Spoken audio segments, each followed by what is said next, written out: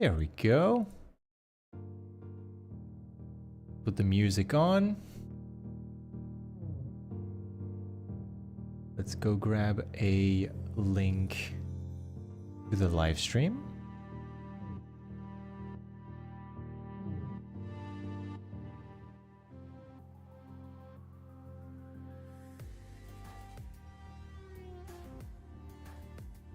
And let's begin. If you're here from the recording, hello. You're early. No one else got here yet. You're the only one. Live stream. Let's do it. Live. Thumbnail design. Let's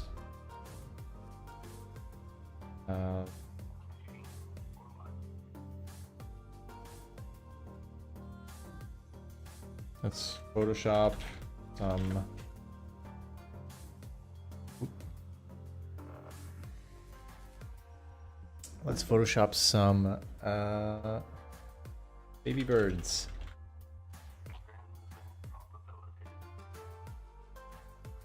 And I will put the thumbnail. He does have a face. Hey Vinny, hey Oron. This was frankly a pain in the ass to set up, but got there in the end. My lighting setup is not the best, so I had to make a choice, right? Either the lights on either side of me are lighting up the green screen behind me, or I get good lighting on my face, and the green screen doesn't work. So I will be in half darkness for the stream, and I need to get myself a ring light that will place ahead of me so that I have better lighting on me.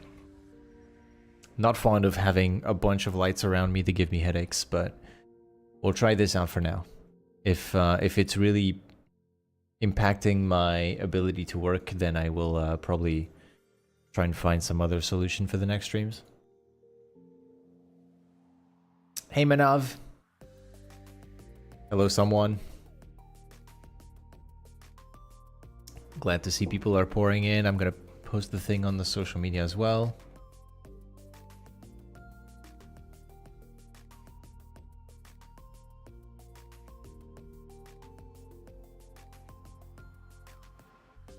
Okay.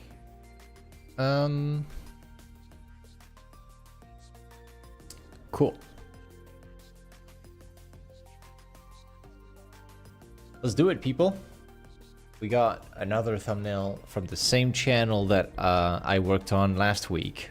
So for this week, we're going to be doing a thumbnail about button quails, which are a type of bird, for a farming channel. So I'm working with this farming channel called White House on the Hill. White House on the Hill contacts me quite regularly for some thumbnails for basically like weekly videos that they have going on, just talking about what happened in the farm.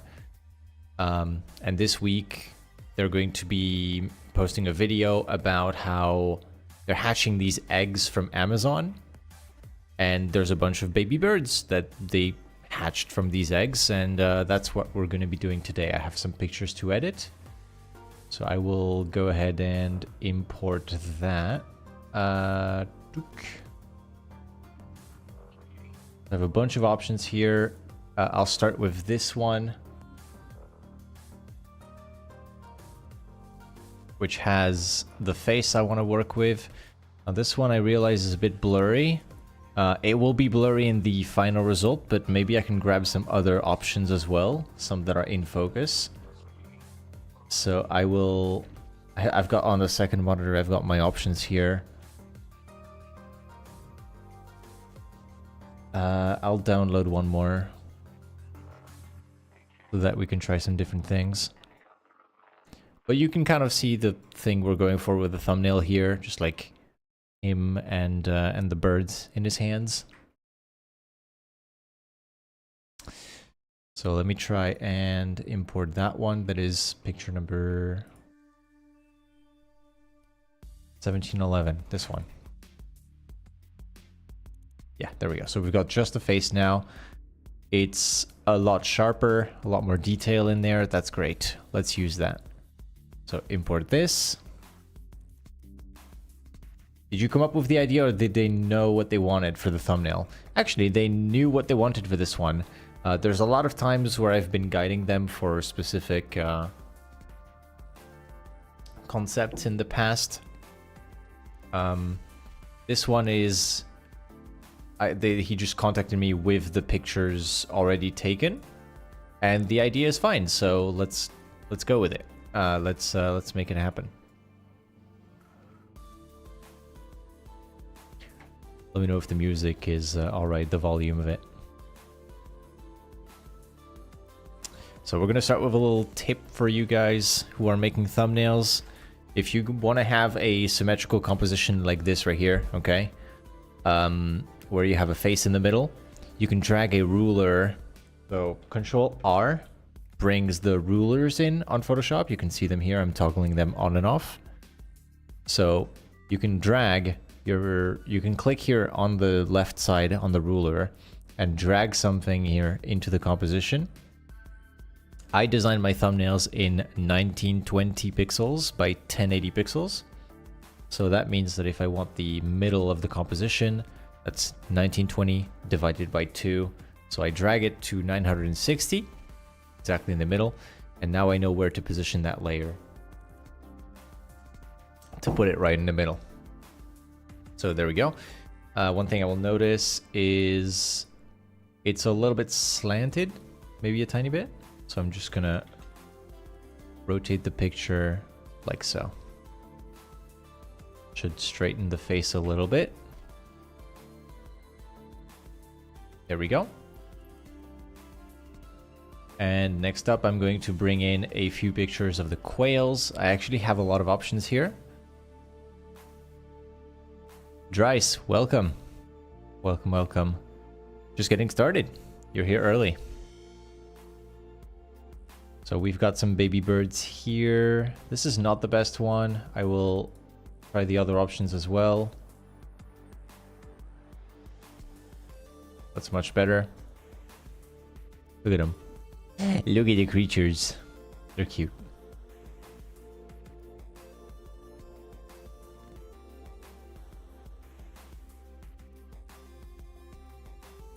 And now I'm just gonna do something like this, where I want the hands to be kind of massive in the frame.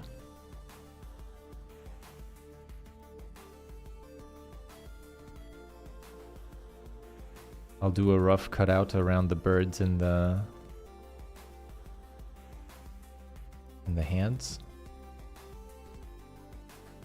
just to kind of get an idea of what that looks like. So here, for example, you can't see a smile. I would have to bring it down a bit, maybe scale it down.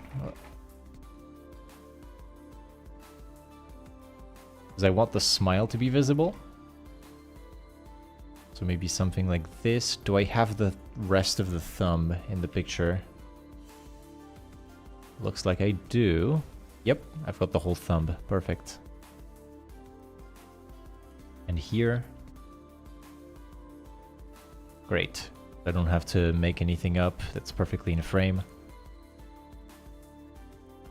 And then I can do something like this.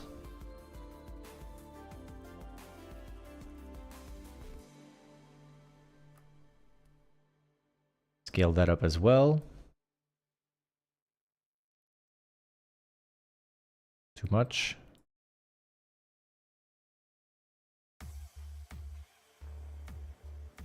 Just kind of getting the right composition and the right vibe. So there we go. That's a first try at this. Let's try the other pictures. So we've got... I'm taking multiple here because the quails are moving around a lot. So there's going to be a lot of different options with them. It's such a good feeling of the pictures just being good like that together. Yeah, for sure.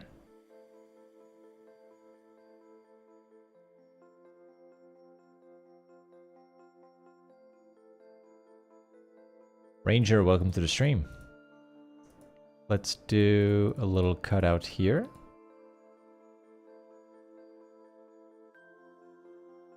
Just kind of get a rough idea of what it looks like all together.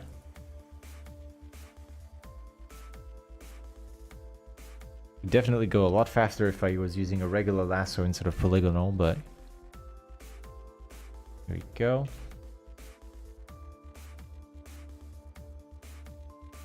This style seems to work well on their channel by the looks of it. Yeah. Basically, I started working with them, taking over the work that another designer was already doing with them for quite some time. So all I did was kind of try to copy the style that was already in place, but also added my own twist into it, which is usually in the form of concepts, like clickable concepts, instead of trying to make everything look like a picture. Because the previous designer was making everything look really photorealistic, because they specialize in photography. I'm not good with photography, so what I try to do is just like compensate with good composition. Just making sure all the elements are kind of in the right place. And it's been working out. Making everything look somewhat realistic and like a picture, but also having the thumbnail look as clickable as possible in terms of idea.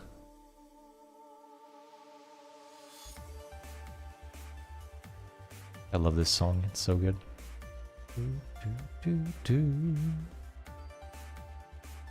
Let's center them more like this. Even though that thumb is poking out of the frame here, and this one is not touching the edge, I'm looking at this this sort of dip here, right? You can see the sort of dip in the image because of these chicks here, and because of that, it sort of frames his head and beard. So I kind of want to align these two together, because if the head is here, but then I also have the chicken like this, it's gonna look weird, right? So I'm trying to align these two layers so it goes like this, even if it means this thumb is outside of the frame and this one is not even near the edge. Hope that makes sense. Okay, so we've got option A. There's a lot of chicks and they're quite visible, but there's actually not that many of them that are well silhouetted. Like, from this option, I'd say this entire mass here is kind of unrecognizable. They're all kind of the same color and not looking very, like, distinguishable. Whereas in this one, I'm seeing a lot more silhouettes. I'm seeing this silhouette here quite nicely. I'm seeing this because there's a light, there's like light feathers on a dark background. This here, this right there. I'm seeing a lot of heads kind of individually, and to me that feels nicer. Like I can count more birds that way than in this picture. Does that make sense?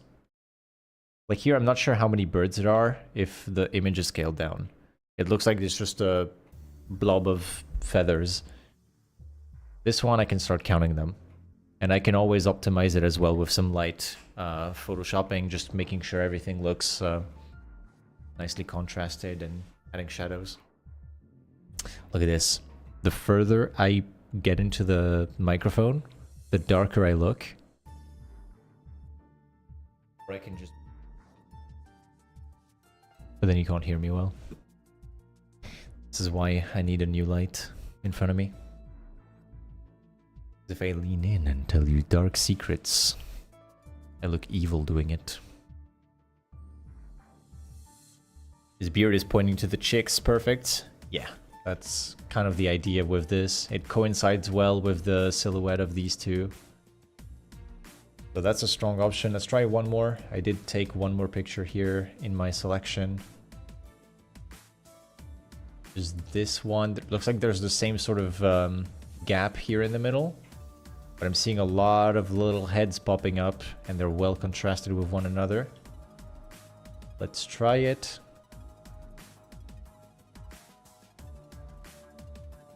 Hands. Too big. Rotate a little bit.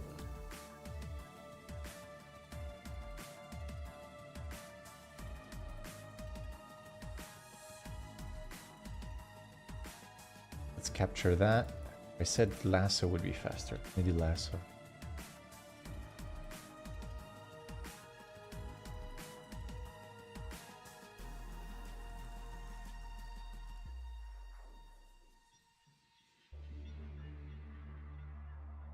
Good. There we go.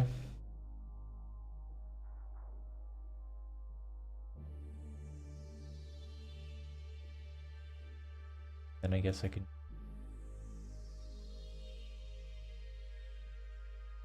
do a little bit of this. Check the silhouette better.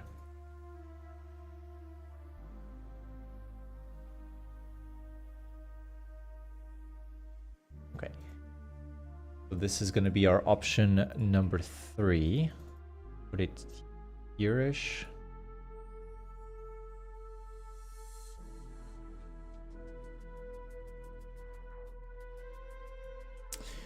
Do you have a second monitor? Yeah, that's where I'm reading chat right now. I'm working here, but I'm reading chat over there. So if you see me look in this direction, that's you guys. Hi. Can always puppet orb the left thumb. Yeah, I could. I probably don't want to do too much editing here and there because of the realism, I guess. Because if the things are really big and like stretch even to the edges of the camera, it makes it look like the perspective is very intense, and that's kind of what I want. Because it's not like he's just showing birds like this, like he's showing you the birds, right? Does that make sense? Mustafa, yo. If you move your webcam to the right side, please. Well, right now I'm talking to you guys, so I'm not looking at my work. But when I'm working, I'm looking in this direction, which is where my Photoshop is. And also, if I were to move my webcam to the right side, I would cover the layers. No good. We don't want to do that. So I'll be here. Okay.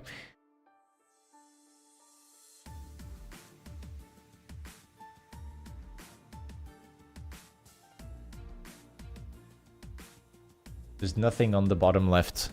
Okay. Like, there's no tools. Where am I? Here. There's no tools in the toolbar here. And the only thing that is underneath my camera right now is the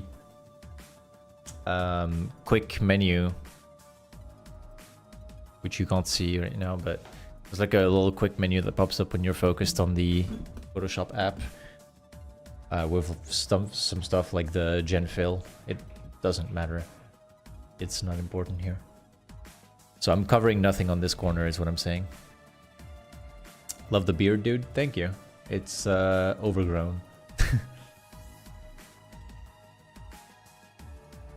I was about to address the same. What, the side that the camera's on? I feel like I could just do this, maybe. If you think it's covering too much of the image, I'll just do this. Fine. Yeah.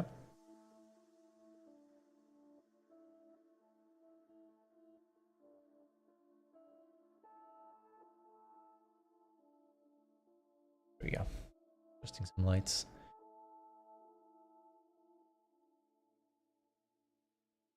Okay. Good. So that's option 3.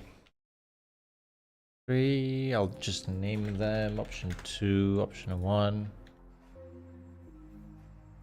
Let's do a quick little poll with the chat, all right? So you guys, option 1, option 2, okay, or option 3. Which do you think is best? Option 1, option 2, option 3.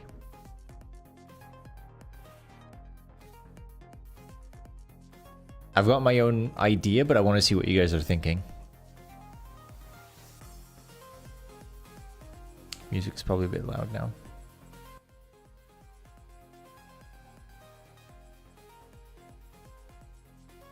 What do you guys think? 1, 2, or 3? 1, 2, or 3? I don't know if I can do a poll in YouTube. 1 and 2 look best. 3, 3, 3. Okay, we got 3 3s in a row. So, my personal favorite is option number 3. 2 or 3. 1 is too many facing away from cam. Exactly.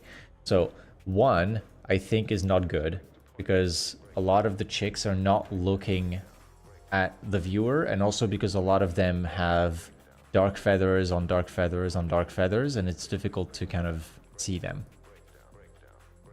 The hands look good in 1. The hands look really good in 1 compared to the other 2. But the chicks look the best in option number 2 and in option number 3. And out of the 2 of them, option number 2 has some decent contrast here and there, especially this one. The head of this one stands out a lot. Option number 3 has even more. You can see there's... Here, let me show you this. There's a light on dark here. There's dark on light here. Light on dark. This one is dark on light. Light on dark. You can see all the contrast, right? So because of this, because there's so much contrast between the heads, option number 3 is what I'm going to go for. Title is not decided yet. Let me have a look at the message I got from the client.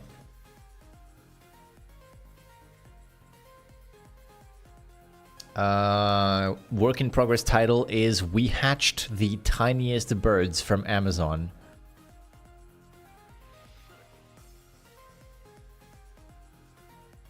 So what I'm going to do here is I want to have a reference to Amazon somewhere.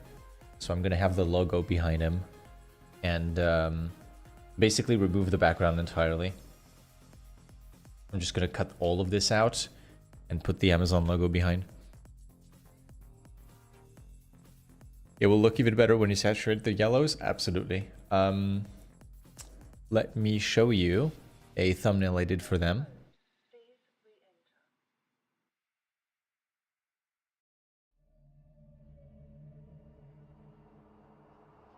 Here, have a look at this.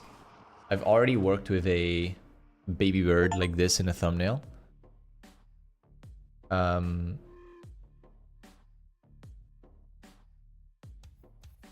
It's opening very slowly. There we go.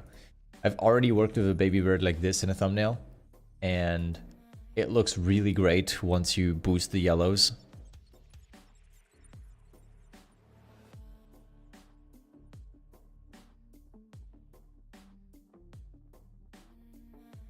So if I go into this, where's the yellow color?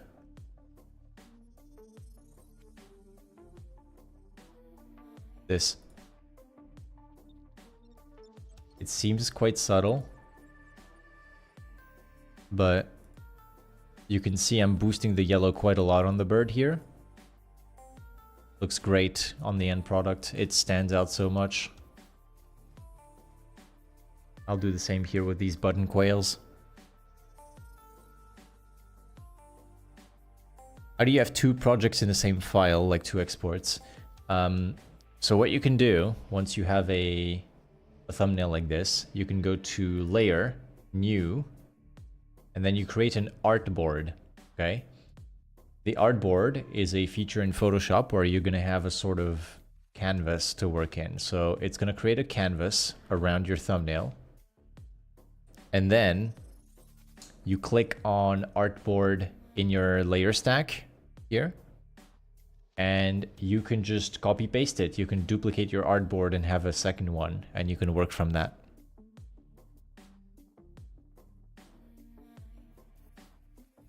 It makes your Photoshop file twice as heavy because you now have 2 thumbnails in there. So careful not to overdo it, but it does let you have a bit of control over the versions that you're using. Okay, so options 1 and 2, I'm going to disqualify. Let's keep option 3. I like the picture that we have in the back. I can do something like this, maybe.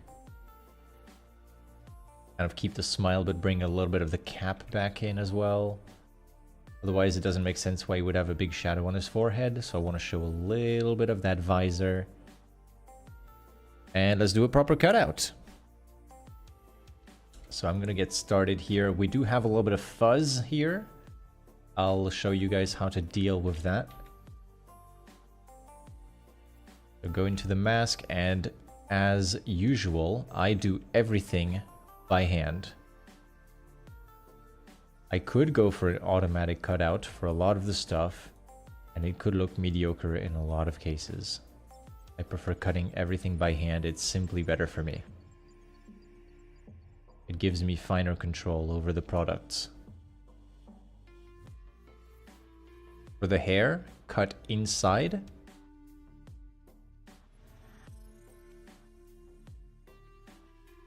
It's always better to cut all the way in instead of trying to cut on the outside of the hair. We will fix it later.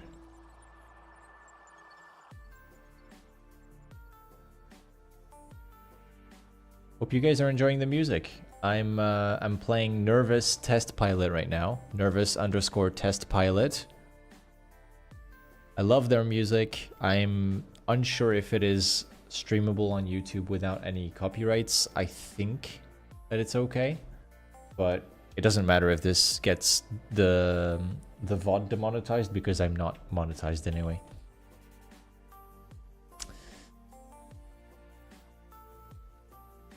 But I love their work. They have some truly awesome music.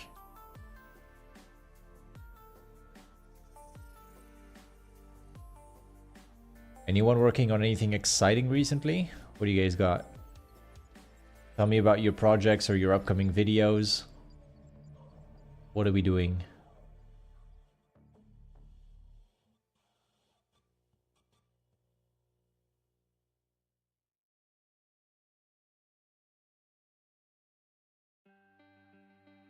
Personally, I've been taken by storm with a bunch of responsibilities that kind of happen at the same time, so now I'm gonna have to postpone a few things that I had in mind. Keep a close focus on what is important.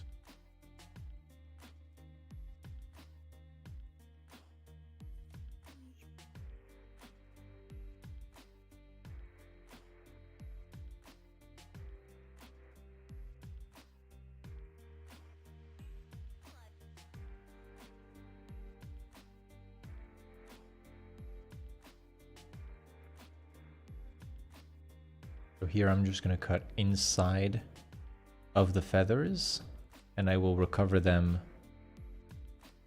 later with refined hair.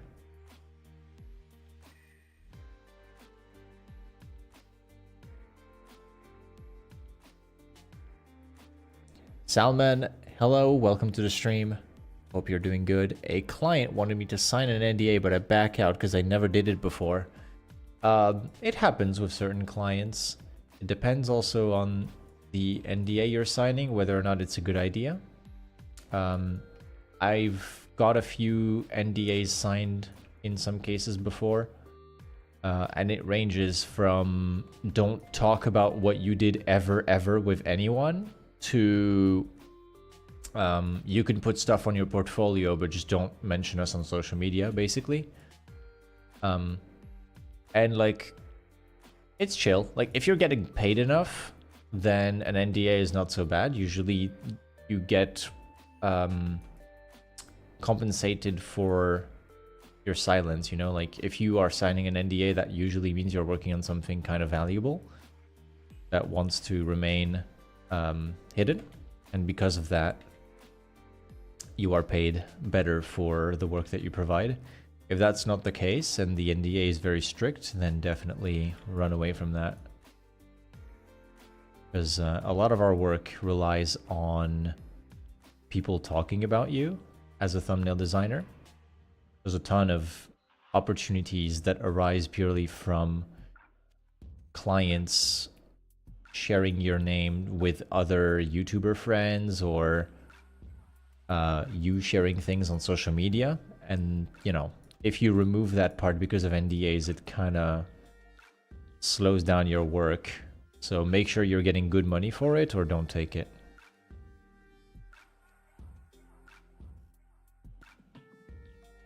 And make sure you won't regret it later. Read those contracts very closely. Make sure you're not signing anything that's too restrictive. Or if it is, then make sure it's for a good reason.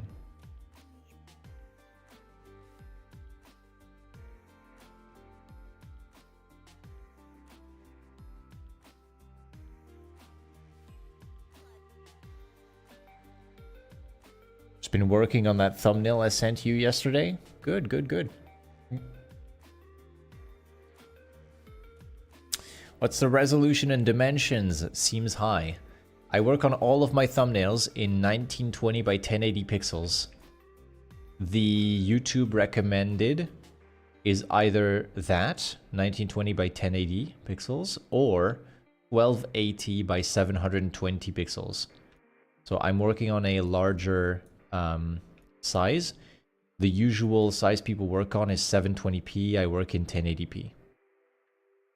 I like having the sort of finer control over details. And also, one of the benefits of doing this is that the image is simply better looking on social media. Because sharing thumbnails on social media is an important part of my job, and if I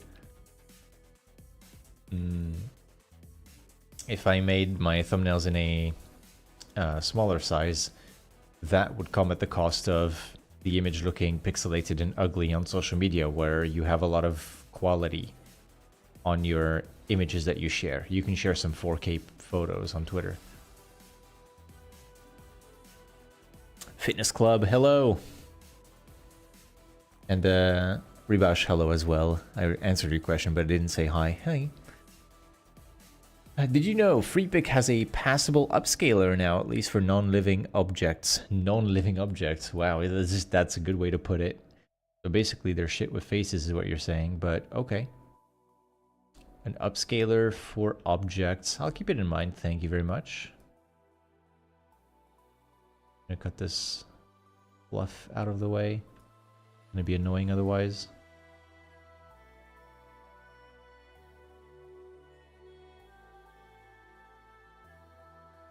A technique that I can teach you guys, it's a really simple thing, right? But if you're doing cutouts like me using a brush, these angles here are really annoying because they're sharp angles, yeah? So what do you do if you need to get into that sharp angle, but you don't want to reduce your brush like this? Like, okay, approach it, make the brush smaller and smaller and smaller. That's a nightmare, yeah? So what you do, you just keep your big brush, you overdo it like this, then you invert your color and you paint the opposite color back in. And now you've got a sharp angle again. Saves a lot of time going through these corners, and it means I don't need to use the pen tool to get through some sharp angles like this, because I can just overdo them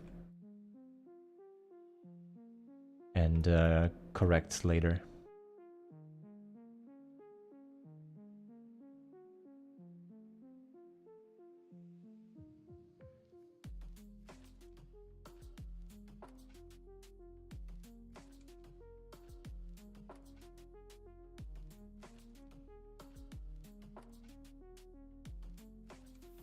Okay, got a cutout here.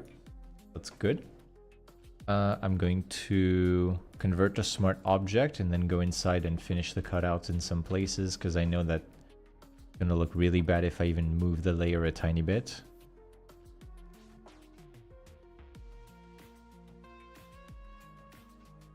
Let's complete this cutout.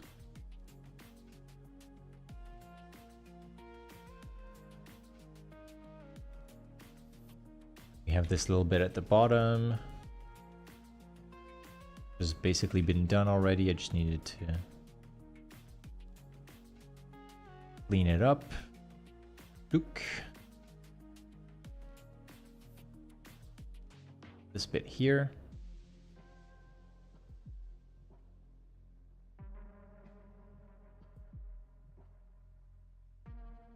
It's solid. Feels like Kreia though.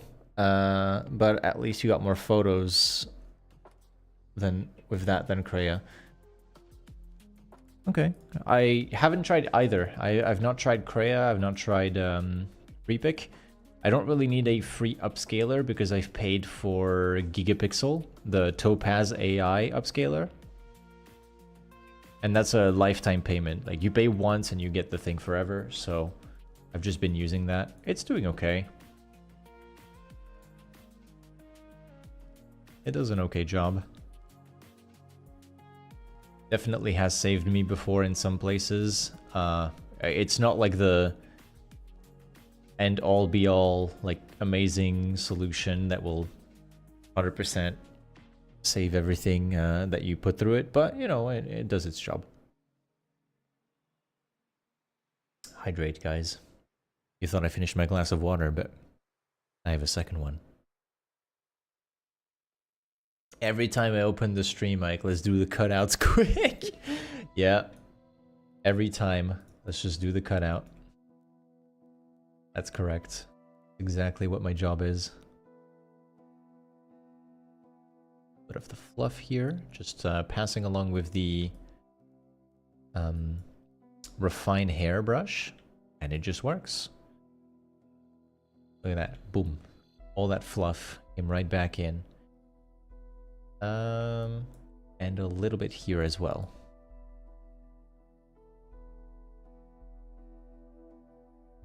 There we go.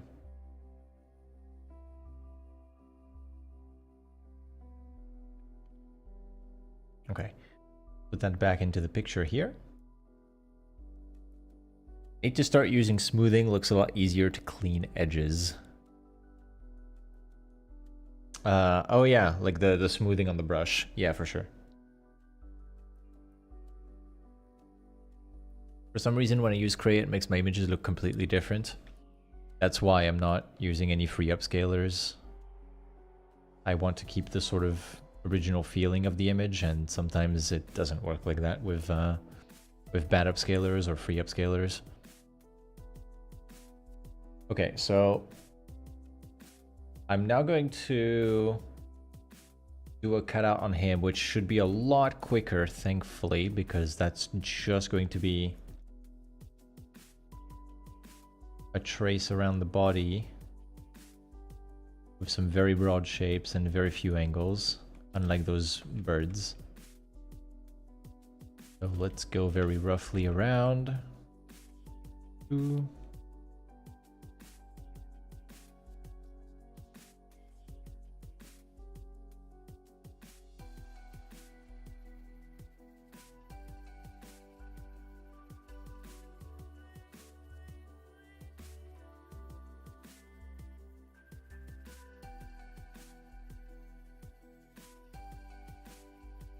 I'll do refine hair on the beard. Should be fine.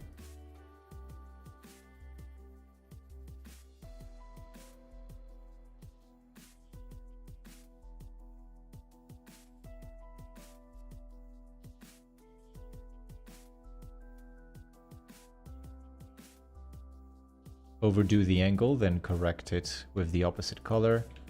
Just black and then white.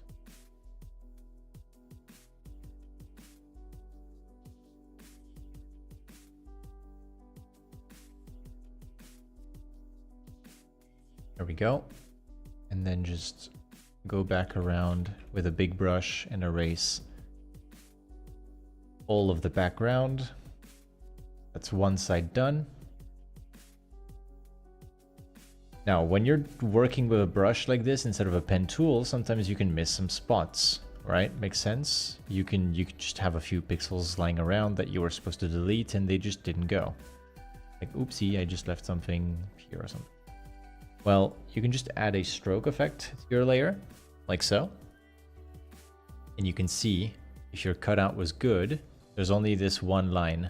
In this case, that was good. If there's any like singular pixel that you missed in your cutout, it will have a stroke around it like this. You can see them. So you can clean your cutout using a stroke effect and then you just delete it. The arm here is going to be covered, I believe, by the quails anyway. I'm just going to do this real.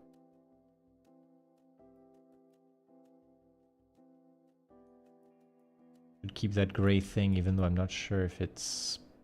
No, it's not part of his shirt. It's not. It's some sort of plank that's behind him. Or like a floor tile.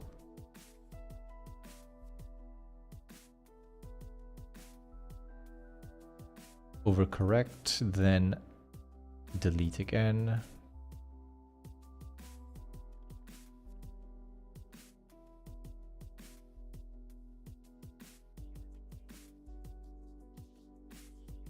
Would you look at that? 40 minutes into the stream, we've almost done the cutouts, guys.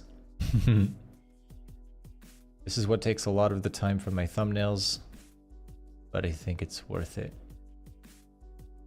Until I get my hands on some tools that actually remove people from the background with sharp, nice, clean edges that are usable for layer styles and effects, I will not be using the automated tools. They just don't work for me. Even on cloud for detailed results or whatever the toggle is, it doesn't do anything good.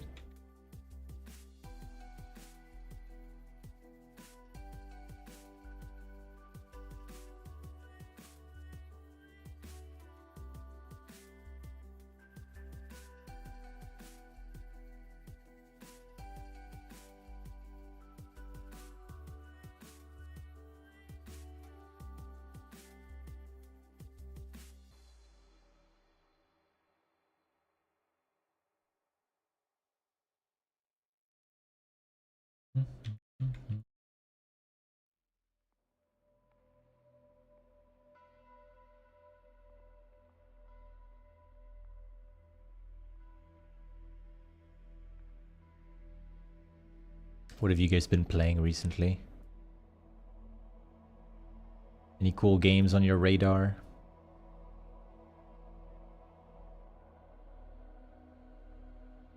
The Elden Ring DLC just came out, and I've been playing Elden Ring recently, but I haven't finished the game ever. My first playthrough, so I need to finish the game and then I'll look into getting the DLC.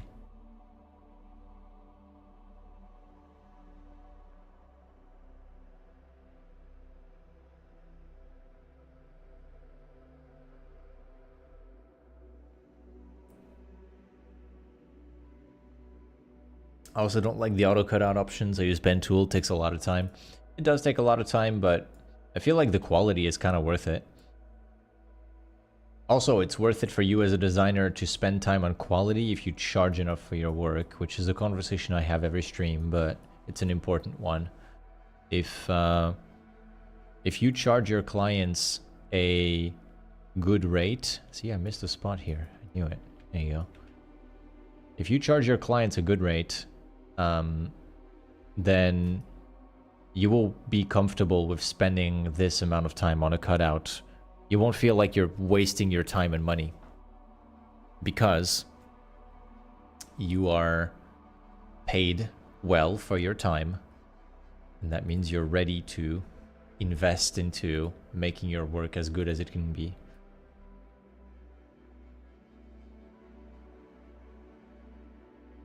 Can't wait for the new Power Rangers game reboot, which just got announced in the Summer's Game Fest. Sounds cool. Sounds cool. I never knew there was a Power Rangers game in the first place. I didn't actually watch Summer Game Fest, but it sounds pretty nice, honestly. Have you played the original then, if it's a reboot? I take it that's a game that you played in your childhood and you're excited to see the reboot of it in 2024, 2025?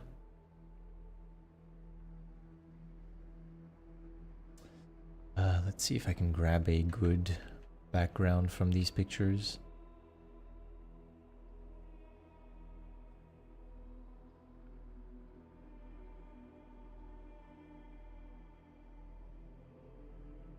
I think the background is a little bit overexposed in all of the photos. So we're probably gonna fake it. Let's do the Amazon logo first. Let's bring that in.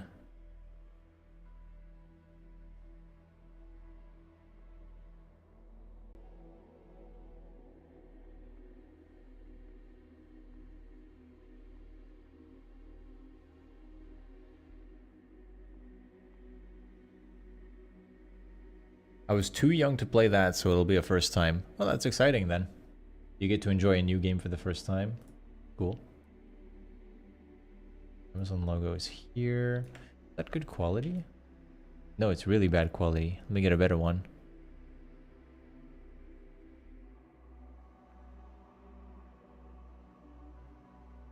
WebP file. That's how you know it's good.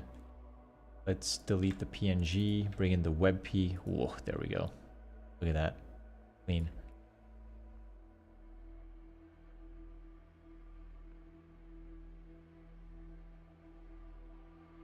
Now, Amazon's key thing, right? The most recognizable thing is this orange arrow right there that they put on the boxes and stuff like that. The text itself is only recognizable to some amount. And if I put it like this, where I put the text behind him, you don't see the arrow, and the text only shows a tiny portion of it. You see AM something ON. Not super recognizable, right?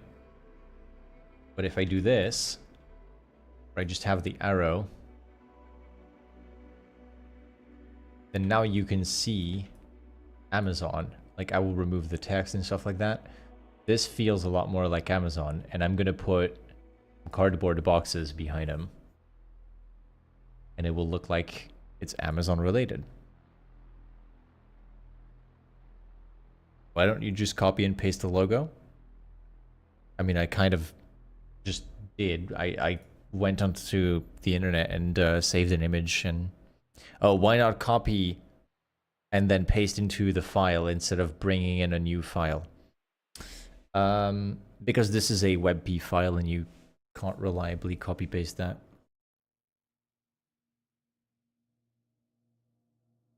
Does this client ever take a clean plate version of a background for you to swap in? Nope. I was just thinking about that. I was just thinking about how I don't really have a clean shot of the background, and maybe I should start asking him to just take empty pictures of the background for me to be able to add into the shot. That would be a good call. I think I could do as well as have like boxes on either side with the Amazon logo on there. Much to think about. Much to think about. Open subtitles? What do you mean? Is there a setting on YouTube to allow subtitles on live streams?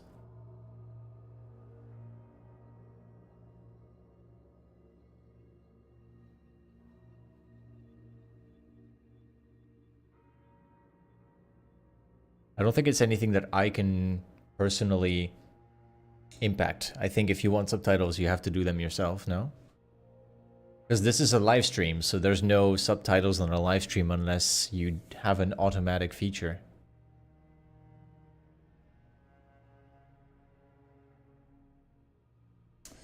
Anyway, Let's add some camera raw filters. I'm tired of looking at these raw images with no edits on them. So, exposure is fine. I'll just boost it a tiny bit. More contrast, definitely more vibrant colors.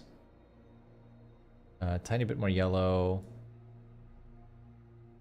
Highlights will go down a little. Shadows will go up, definitely. I'll do a little S-curve now. S-curve is goated. Subtle curve, how does that look? Boom.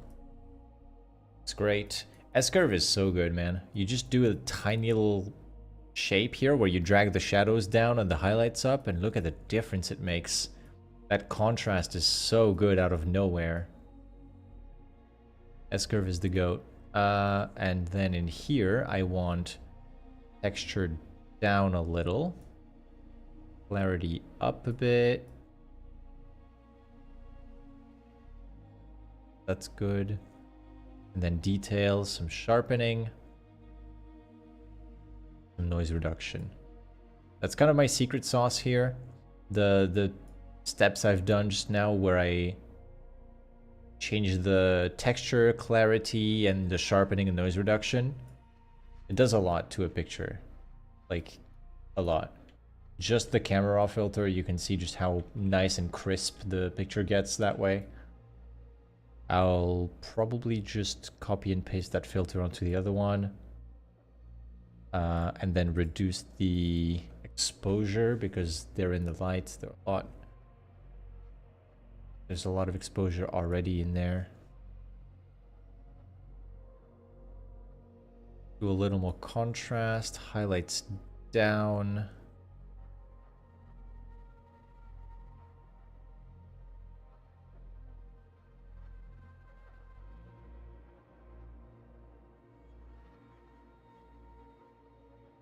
Can you make a lot of videos explaining how to make a difficult thumbnail?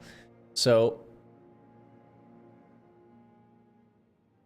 you mean like edited content probably, but if you want to see how I create thumbnails, some of which are pretty difficult to make, and pretty complex thumbnails, you can head over to my YouTube channel. You're on it right now. Just go to the channel, go to the tab that says live.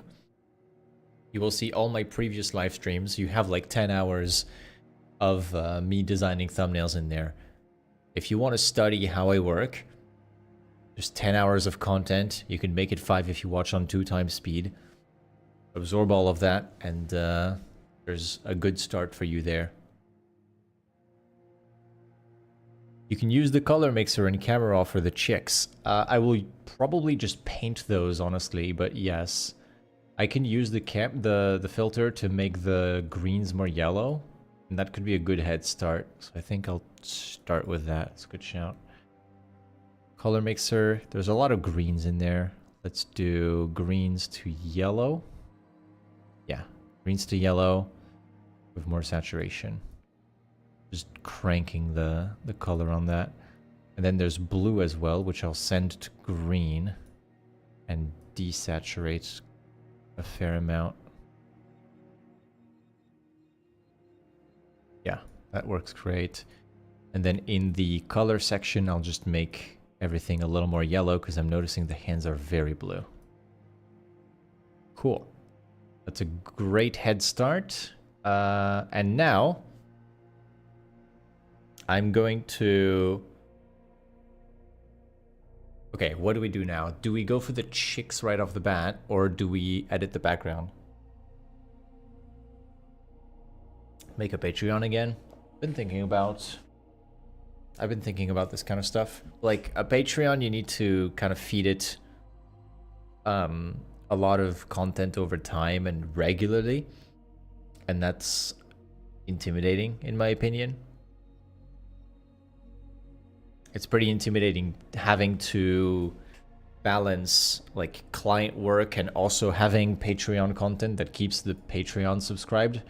That's the kind of pressure that I can't really have in my life right now, if I'm completely honest. If I'm going to be creating something that is outside of client work, like these live streams or like making a tutorial video or something. I kind of want that to be an exception because it doesn't put pressure on me to keep making that all the time, if that makes sense. Like, I've been trying to do these live streams every week, but if one week I'm just really not feeling it, I'm not gonna live stream, you know? The pressure to do it every week is not gonna win over how well I feel at a given point to give you guys some quality content.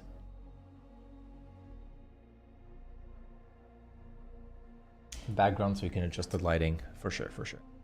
So for the background, I'm thinking something a little bit dark because the subject is quite light, especially the bottom of the frame is going to be quite light with the chicks, and I want the background to not drag so much attention. It can't be too dark because there's a lot of really good highlights coming from the top because it was taken outside. So I want it to be taken outside but with a dark colored element. Sorry. On the outside. So what can we do for that? Like a barn or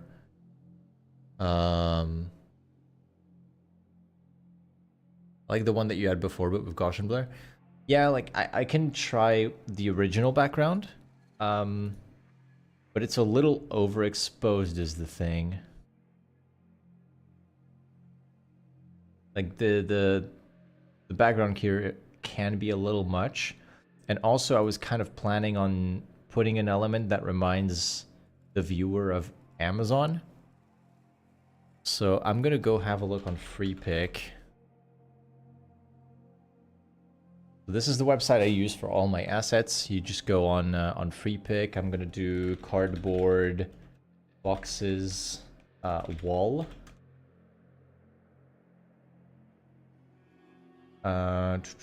Cardboard boxes warehouse, maybe.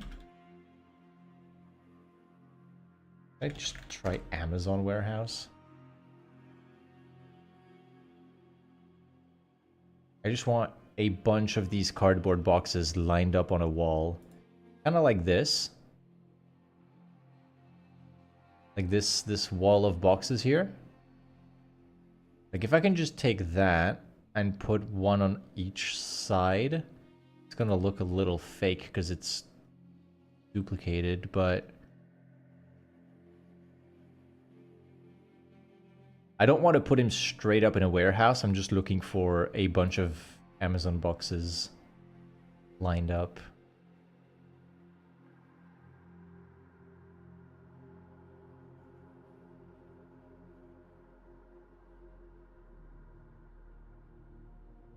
I don't use Instagram, Allah. It is Ike Design.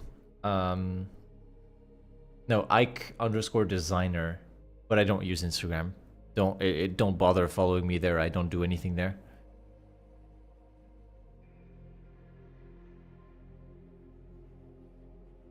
Really good.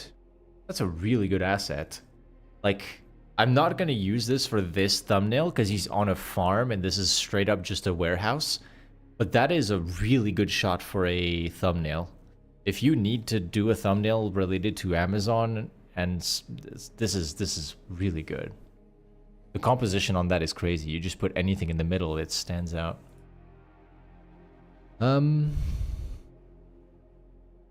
Cardboard boxes, cardboard boxes.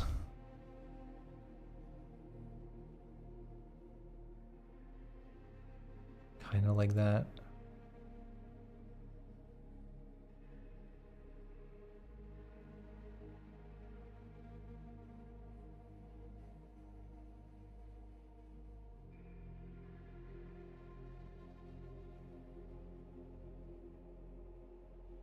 This man again with the cardboard boxes here. So now I have two pictures of him. Hold on. There's two pictures of this man with the left wall and the right wall. I could try that. Let me try that. I'll grab this image and then on the previous pages, on page 1,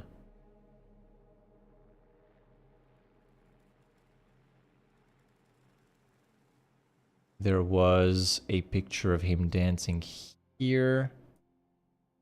They're probably not going to line up perfectly. They're probably not going to line up perfectly, but I can try and correct that. So let's do it.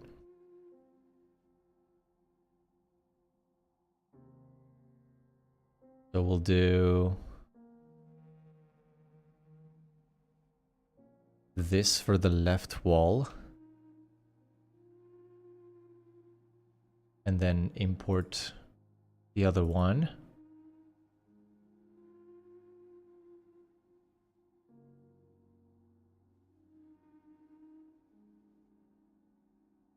And this for the right wall.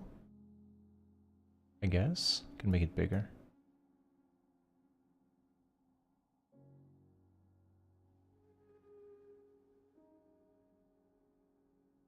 Let's cut that with a mask.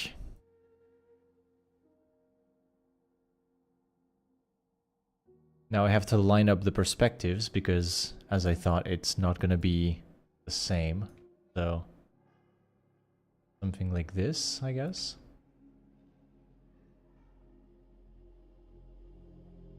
That looks a bit off, so let's take both of them and bring them down.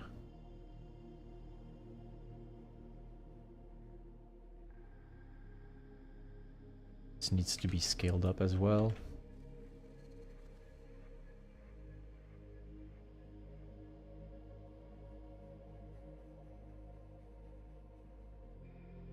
The lighting is not the same between the two. I don't know if you can tell, but there's like heavy light on this one. There's like almost no reflections on this side. He's got lighting on both sides of his face, so I kind of want to maybe just duplicate this. See how that works. Like, what happens if I duplicate this and flip it?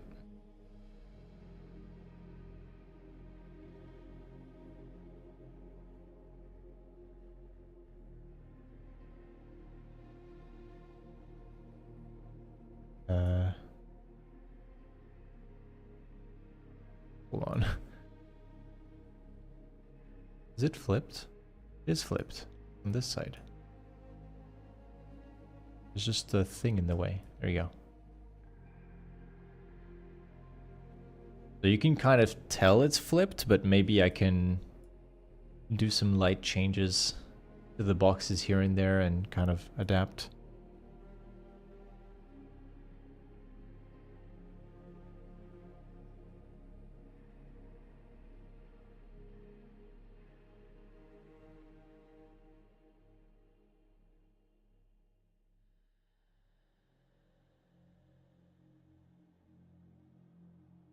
Okay, so we've got a little bit of framing going on here.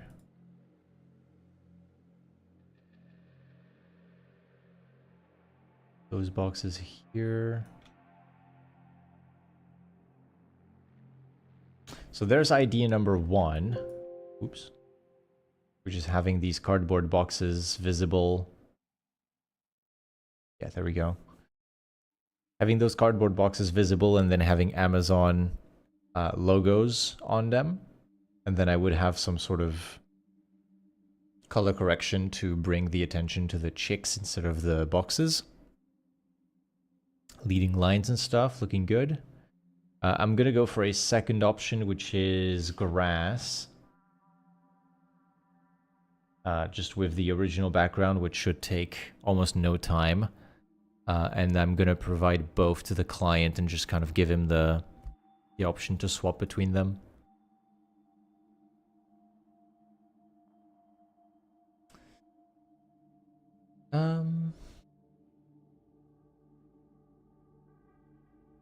It's coming together nicely. Yeah, it is. Crazy how much you can get done once the cutout is finished, right? Yeah, this is not gonna work. I'm gonna delete that one. Where's the Amazon logo? There it is. Let's put that logo on a box.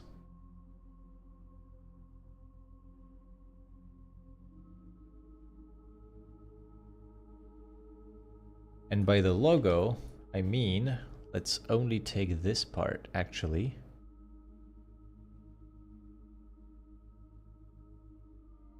And put that on a box.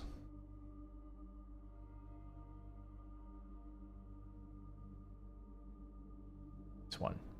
That's the one.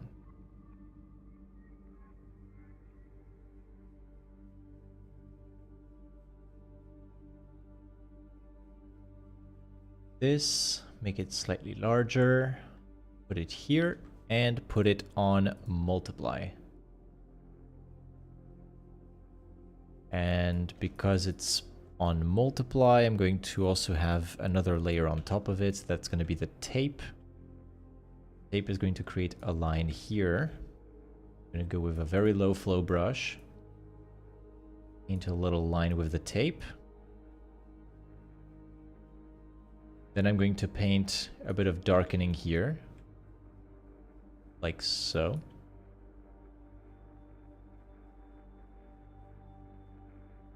And then I'll lower the opacity of everything.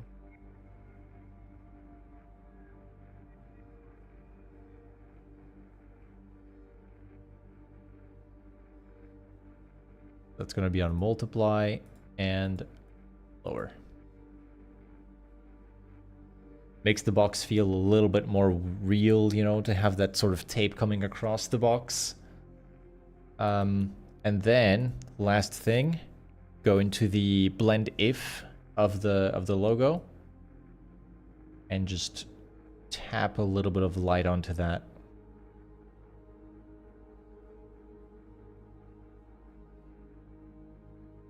Orange is nice, but I wonder if black could be a little bit better. Let's try with a color overlay. Or blue. That little dark blue here looks good.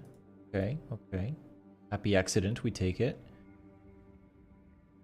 Now,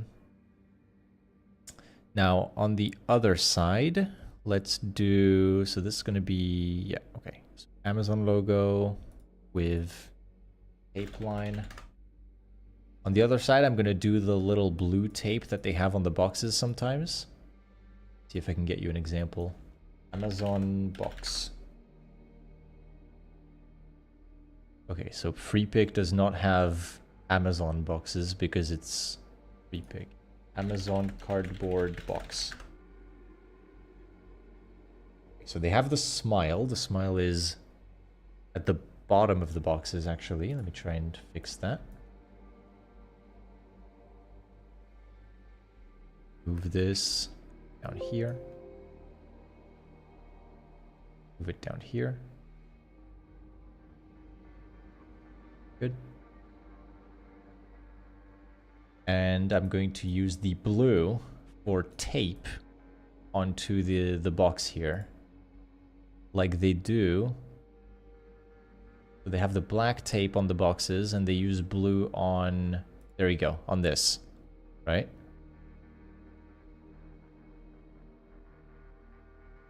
This is from a different brand. They're often using this sort of blue in their advertising and also their brand image. Lots of blue, lots of blue. There you go. Blue, blue, blue. Lots of stuff. So let's do that. Let's have a stripe of blue coming off of one of these boxes here. I'll do polygonal lasso tool. Select a bunch of this box here and hold down a strip of blue like so.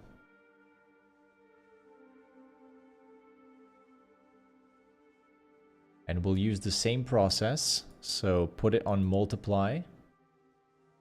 It's too thick. Maybe not like that.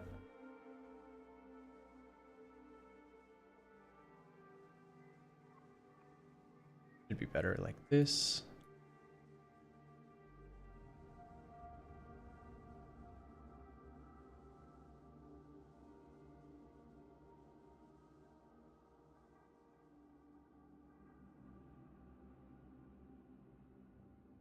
I want it to be visible, so I'll make it slightly thicker than it normally is, but not too thick. Like this. That's visible, that's good. And then we'll give it a drop shadow. It's gonna be very subtle. This is too much, obviously. So drop shadow is gonna be like a few pixels with no spread. Angled down like this. And I'm going to give it a pretty low opacity and then bring back the spread until it looks about right. Just tweak with the settings a little bit, just tweak some things here and there.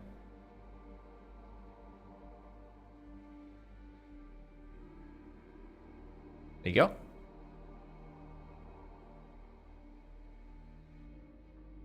Why are you so dark? Because I only have 2 lights, okay? Right? I only have these 2 lights here. And I have a green screen behind me.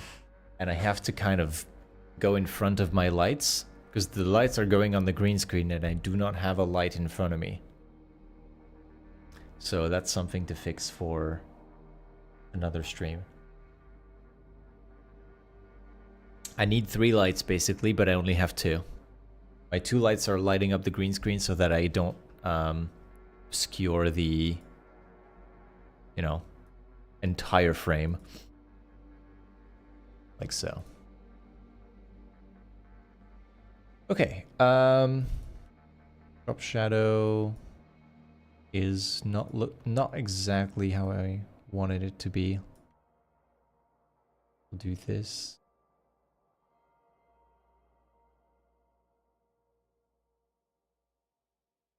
A little bit better. And then go into here and let some of the whites come through as well.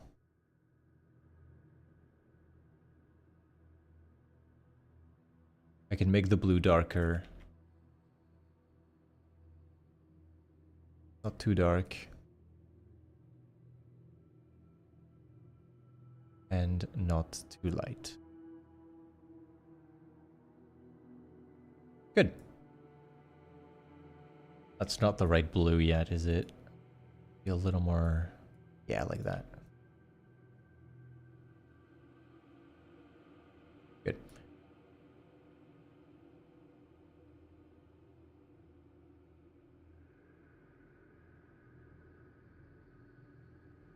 Next, I'm going to put some black tape all over this one. I'm just trying to get a bit of variety. So this is going to be blue tape. This one, I'm just going to do a very easy one. Just darken all of this.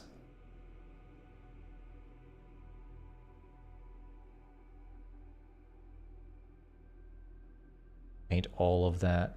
There you go.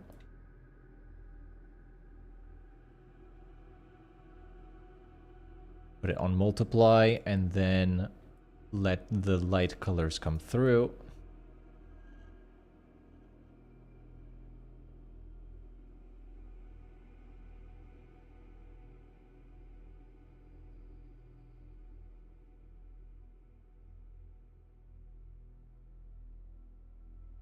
Not too much because it's supposed to be dark tape, so let's do one like this. Duplicate it and lower the opacity and don't let any of the light colors through. It's a bit more matte. How to cut out hair when it's messy like Dill has in his thumbnails. I always cut it out manually and create some shape of it, but it looks so lazy. So the way that you cut out hair, and I didn't do it on his beard, so let me show you real quick. When there's hairs to cut out, you have a tool in your mask, okay? So see, I have a mask here on this layer. Have a look at this. I double click the mask. It goes into select and mask. And then I can click this second tool on the top left here. This tool is the Refine Edge Brush tool. You click on that. You tweak the settings a little bit, or don't. In this case, I'm not tweaking any settings. The only thing that matters in this case is that I disable sample all layers here at the top. Very important. I was wondering why my tool wasn't working like everyone else. You disable this thing right here, sample all layers, and then you just take your refine edge brush, you go over the areas that have hair, and it will instantly give you that hair back. Like for example here, it brings back some of the beard. So it's really not necessary with what I'm doing here. There's not that much hair to recover. I'm not gonna do it, but it's important for stuff like these feathers here on the chicks. You see all of these feathers? I did not cut those out by hand. Certainly not. I just went with the brush, and the brush just did all of that in like 5 seconds, honestly. Super, super easy.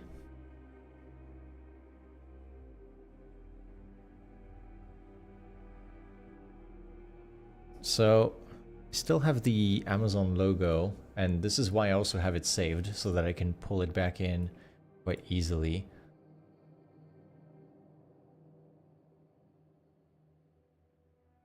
I've got the text. I can mask out the smile. Give this a color overlay in white. Give it a stroke.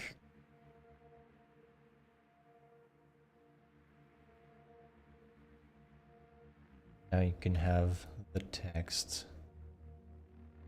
I'm just experimenting. I don't think I will have any way to fit this in nicely. But I'm kind of toying around with the idea of putting Amazon eggs on there. But yeah, no, I don't know. Maybe not. Let's see, so this layer has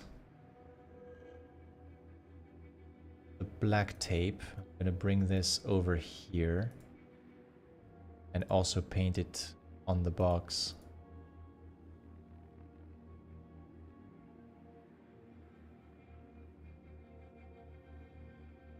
Like so. That's got some black tape. Do I like it? I don't like it. Let's remove that.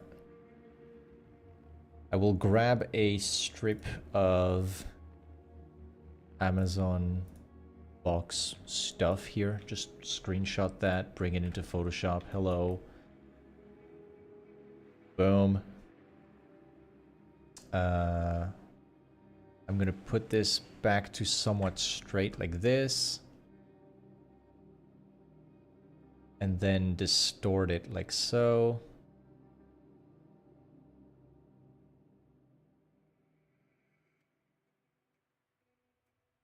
And just put that on here. That should do the trick.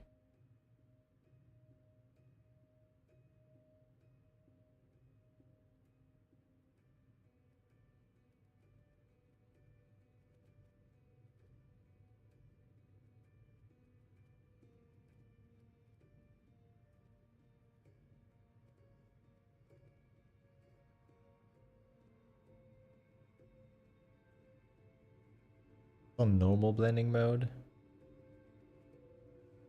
Hold on. Here we go. I want it.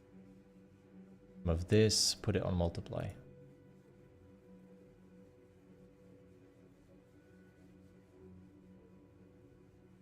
Nice.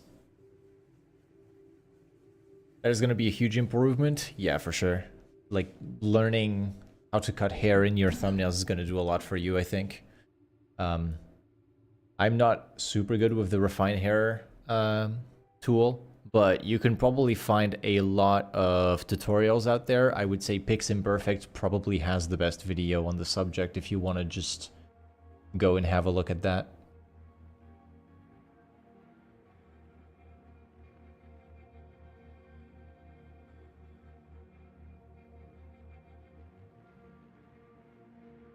I'll take the Amazon smile that I have here. I just broke one of my layers. Hold on. This goes here. I'll take this smile. I will reverse the transformation it went through, basically. This.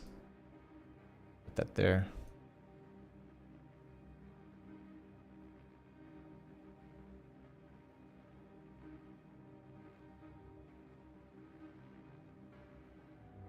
The hell?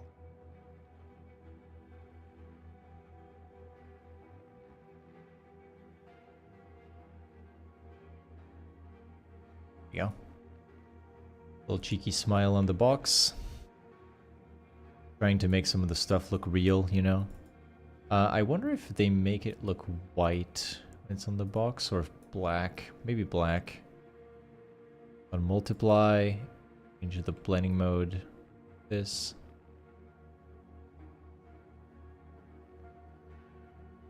Minxie, welcome to the stream. Hello, hello.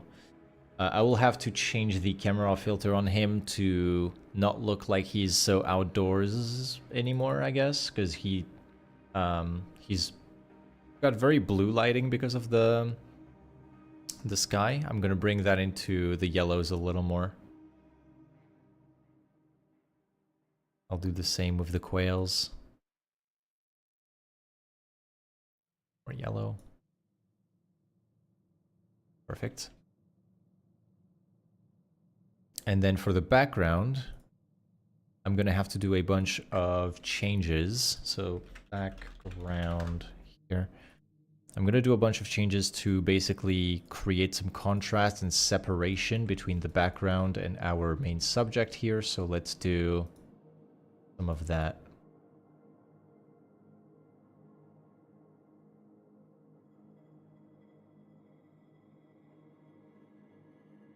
Let's darken this a little bit in here.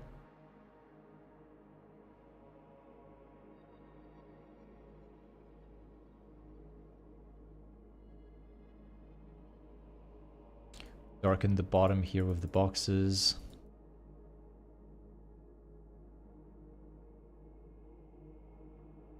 And then let's put a filter on the background.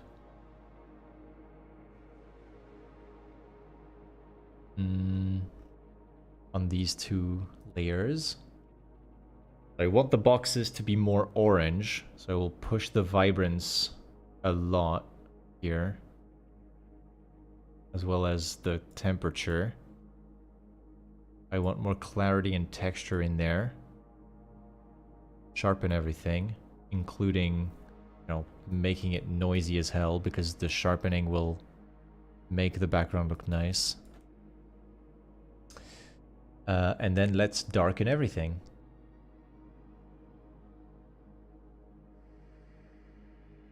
Oh yeah, that affects all of my blend if layers if I do that.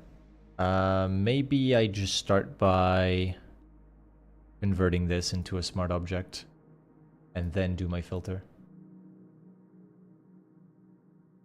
So darken, contrast up,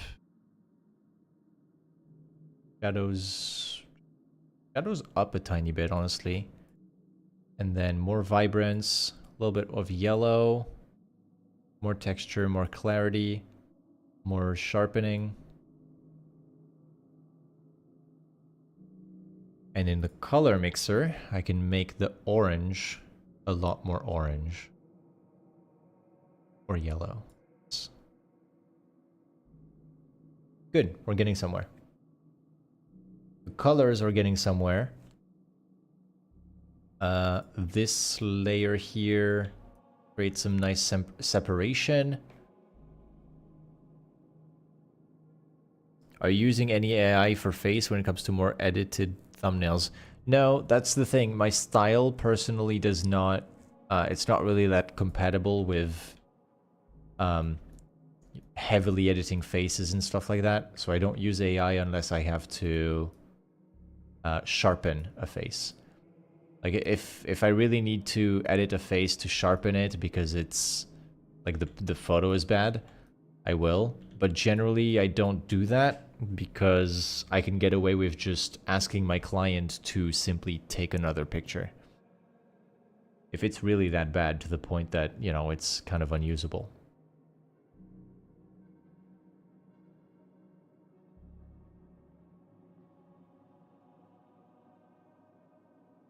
prefer that. I'm making the shadow brown instead of black, and that looks a lot nicer, honestly. And then I can pull the brown towards black at the bottom of the thumbnail.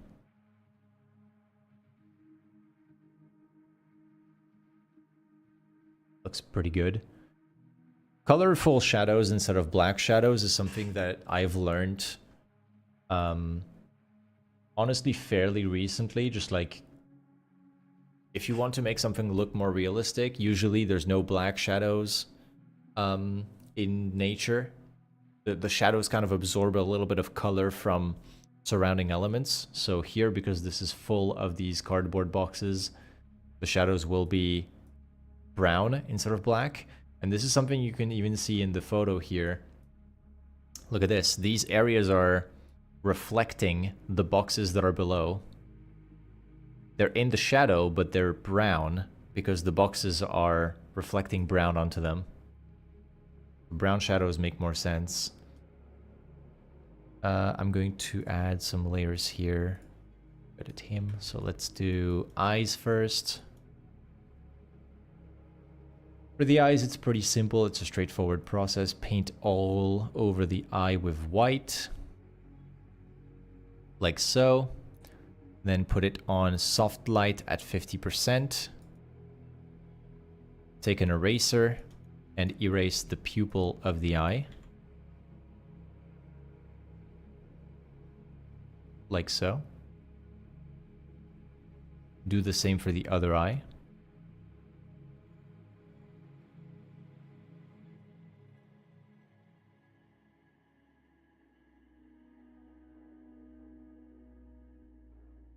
Okay, so now I've brightened up the eye like this.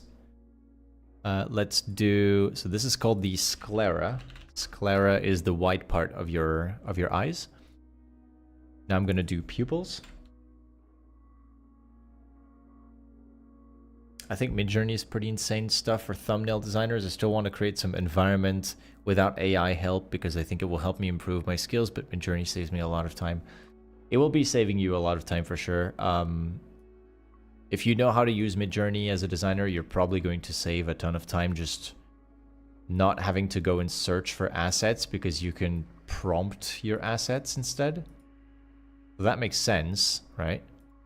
But do keep in mind that you will still have to blend some elements together. And those are skills that you can only acquire by doing things yourself instead of relying on an AI. So as you say, it's like, it's nice, but careful not to overdo it. So for the pupils, I go into linear dodge add. You can see it can be quite extreme like this. So just turn it up a little bit, don't do too much, and then go into blend if by double clicking the layer and get some of the dark areas back into that pupil. You can see the before and after. I get the pupil nice and brown here. If you feel like you've done a little too much on the eyes, you can always just go back and tone down the opacity of the layer. In this case, I'll do that on both of them. Are you so dark, IRL? The sun is setting, which was a big source of light when I started the stream. Like, you can probably scroll through the stream and watch me just get darker and darker over time. And because the two lights that I have here are pointed behind me to get the green screen nice and evenly lit. As is it Hio or Hio? Let me know.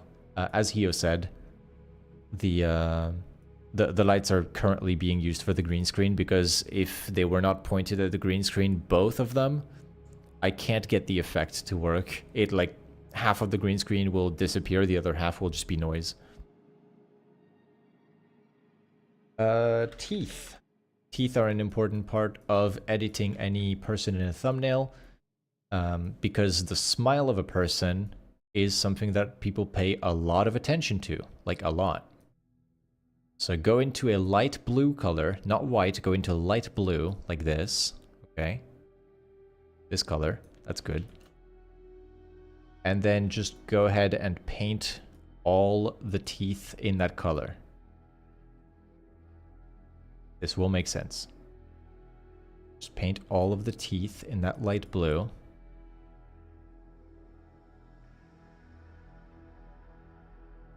Try to be somewhat precise.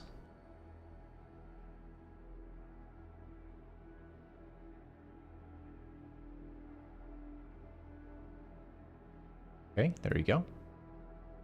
And now you're going to want to turn that into the color layer here. And simply start the opacity at 0. Zoom out. And turn the opacity up until the teeth look nice and white. Like so. Okay?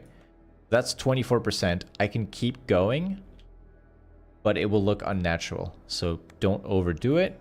Just turn it back, and up until a point where it looks nice and natural. Why light blue? Because the teeth are naturally yellow, okay? And we're not using a blending mode that will simply increase the light, because it will make the teeth more yellow if you do that. If I select this and only go with white, let's show you. Okay, only white like this. And then I do something like, let's say, overlay. You can see the teeth are brighter, but they are yellow, okay? And that's true with all of the things you will try. Like, this might look nice and bright, like this, but the teeth are yellow. As opposed to doing it with color, where you're going to make them more blue, which is closer to how we perceive perfect teeth, basically. Like, the super white teeth are actually kind of light blue. Okay? And the reason I say don't overdo it is because a perfect smile is actually kind of creepy. And a lot of people say that the people who smile in toothpaste ads, they look kind of like weird, you know? We're used to teeth not being perfect. That's how you view every person in every day of your life, okay? So don't make the teeth blue. Don't make them perfect white. Leave a tiny bit of yellow in there. You remove a lot of yellow, but not all of it. That way the teeth remain realistic. So what you can see here, this area right there, there's still a little bit of yellow in there you can see, right? I'm not going to remove it. I'm simply toning it down. So that's why it's at 25% and not 50%. Okay? So keep the effect low. It makes the person more relatable that they have nice teeth, but not to the point where it's creepy. Why do you use color blend mode? Because color, as a blend mode, will take into account that it's blue. It will apply blue to that part of the layer underneath it. But it also takes into account luminosity. The color blend mode is not like the hue blend mode. Hue will change the yellow to blue, and that's it. Color will change the yellow to blue, and then change the gray to white, basically. So it will brighten the image, because you're picking a color that's at the very top of the color wheel, or like this color space here in the top right. Color takes luminosity into account. It's important to know that. So here we're making the teeth brighter, which means we use a bright color at the very top, and we use the color blend mode, which takes into account luminosity. Hope that helps.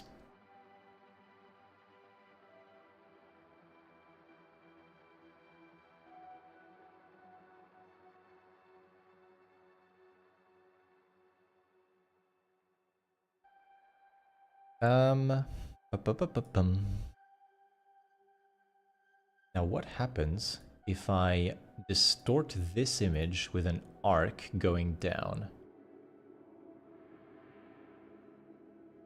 and then the image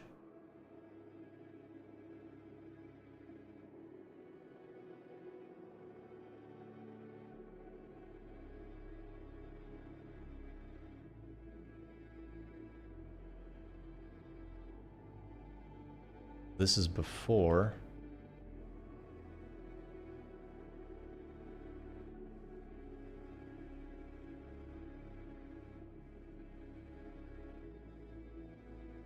This.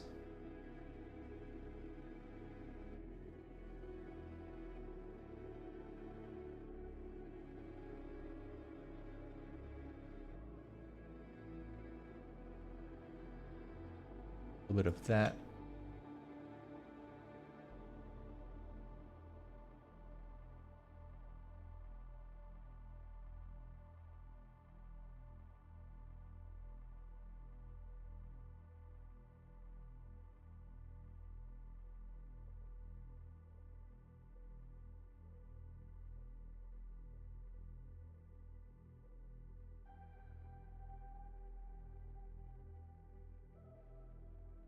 Here's before and after.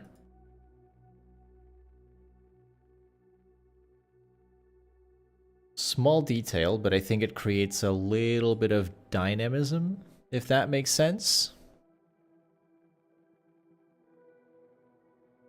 But I want the leading lines to go to the chicks more than they go to Jake. My problem is this image is cut here, but I could probably just fix that in the smart object. I go in here, go into the second background, and there we go. In this case, I want all of that to also be revealed.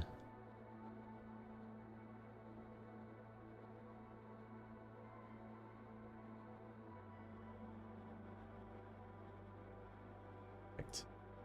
Save.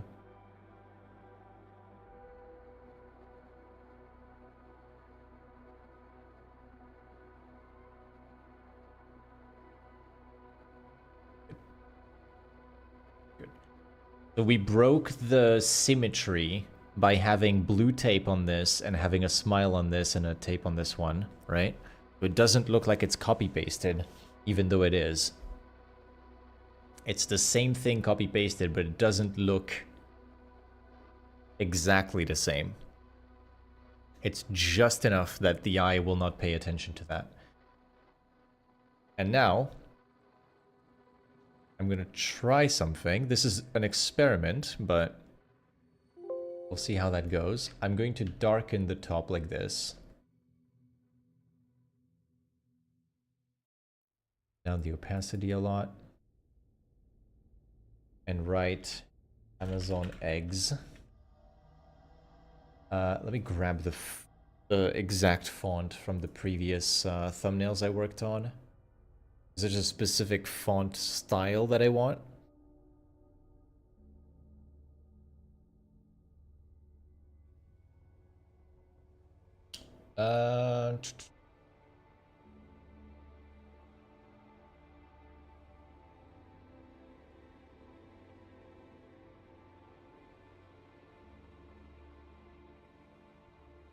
There we go. So this is a previous thumbnail I made for this channel. I'm gonna grab the font from here. Put that in there. Go. It's here. And I want Amazon eggs.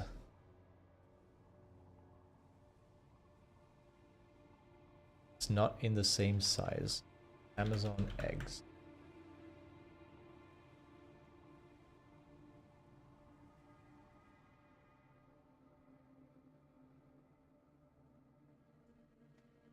Put that there, and then we're going to adapt the font accordingly. So Amazon does not does not capitalize the A in their logo, so I'll keep it that way. And then I'm going to go for width on this font here and simply turn it down.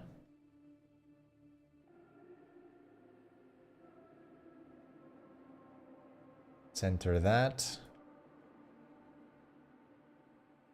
Put it in the middle of the composition. Add some spaces in the middle.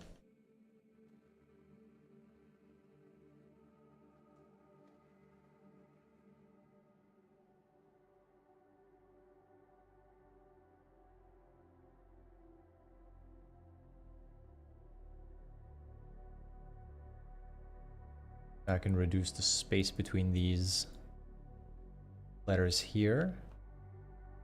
And then add more spaces.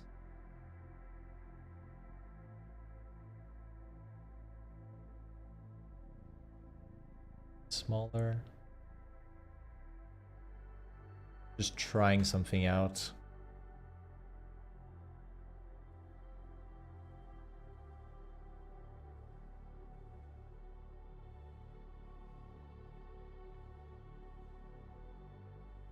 Use a little bit of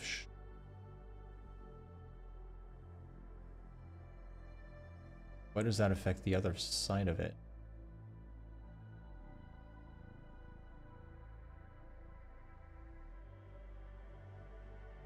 No, I don't think it does. It's just the centering.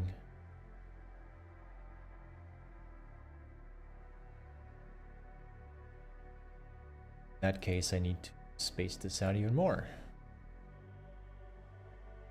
Or, you know, make it 2 blocks, which... Let's do that. Gonna be eggs. Put it on the right side. And this is gonna be Amazon.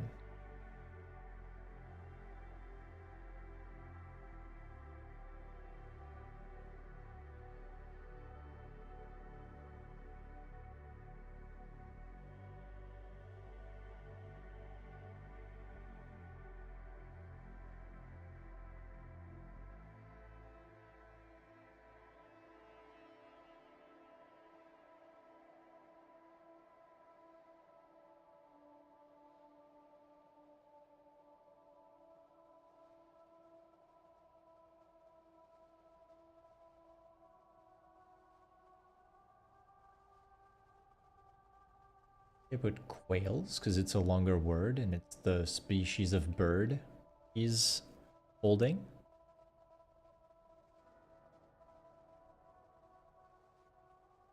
Good work. What's the width on this? 79. This one is at 87. Let's put 79 as well. Have the same font.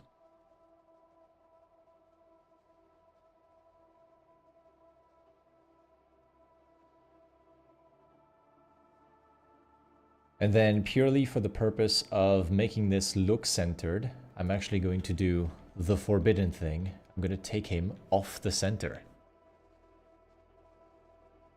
So go into Jake here and just move him off the center of the thumbnail.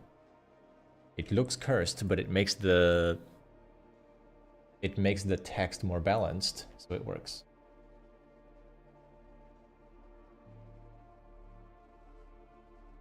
Amazon quails. Then we have him holding all of the chicks with a bunch of Amazon boxes in the background. Feel like that works. You look scary, dude. Thanks. I'm missing a light, so yeah. If I had another light, I could look like this instead. Sun. You do it, chat. You do it. You face the sun. But yeah, I only have 2 lights, so kind of doing what I can here. The green screen is actually holding up fine when I'm not even pointing the light at it, which is surprising. Good. Good. Okay, so I'm gonna point this at the face now. And probably go blind or something. A lot better. I mean, I can't make it stay like this. The thing is, my desk is really wide, so I can't, like, make the light go in front of me. It has to be on the side here. But yeah. I know the setup could look a little better. I'm only on my first stream with a camera, basically. I had a stream with a camera that looked terrible at the very start, but it's the first time I have this set up, and I already see I can do some improvements to it. Need a third camera somewhere.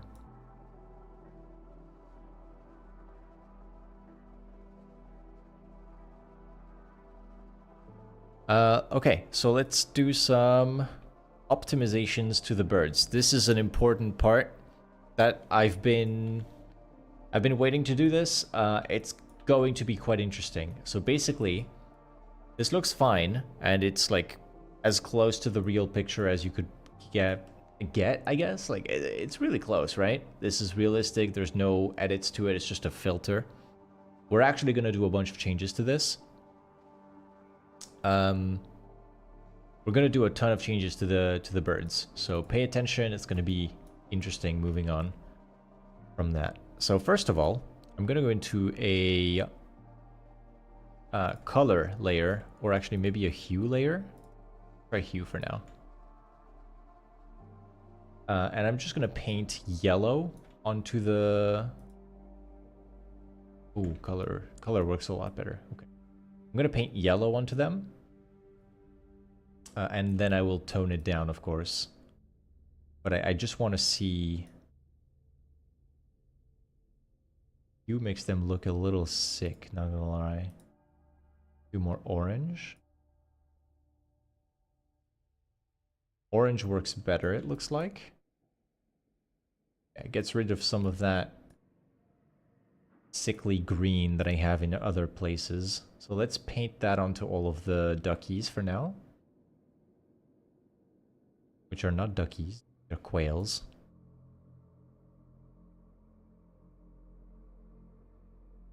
Let's paint some orange everywhere so I can get rid of all the weird bluish tints and greenish tints that are all over them.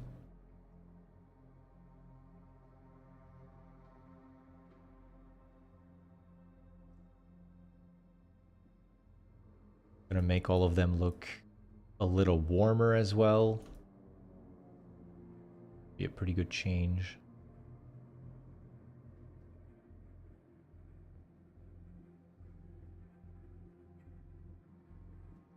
One especially needs some. He's very green.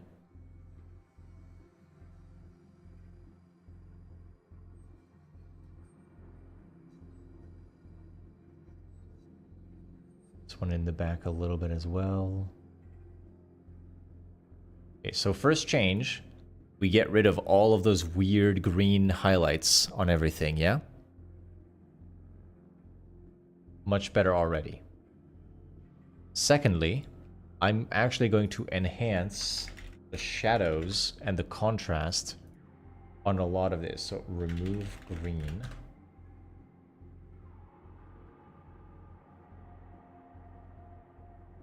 I'm going to enhance the contrast on a lot of this stuff. So let's do black for now. And I'm just going to paint some shadows using a very low flow brush between the birds and what is behind them, like this. So right now it looks super obvious, of course. I'm gonna do this like that. And then I'm gonna go back in with a eraser. Just kind of remove most of it until there's just enough.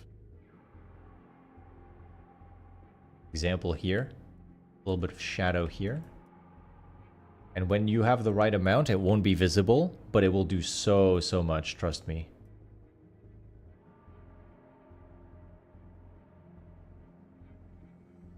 I'll start by doing too much, and then I will pull back the opacity slider and just kind of Go from there. Let's put some shading here. So. And I go in with a eraser. Let's start by removing the parts that bled onto the other chick. Like so.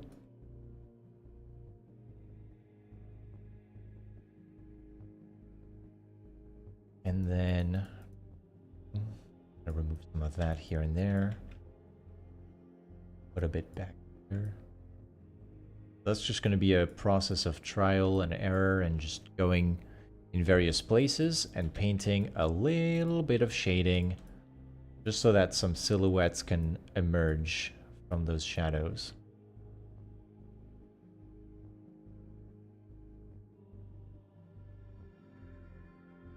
And that's what I mean by it's going to be a big difference, because if you look without, I'm going to disable that ruler in the middle, it's annoying me.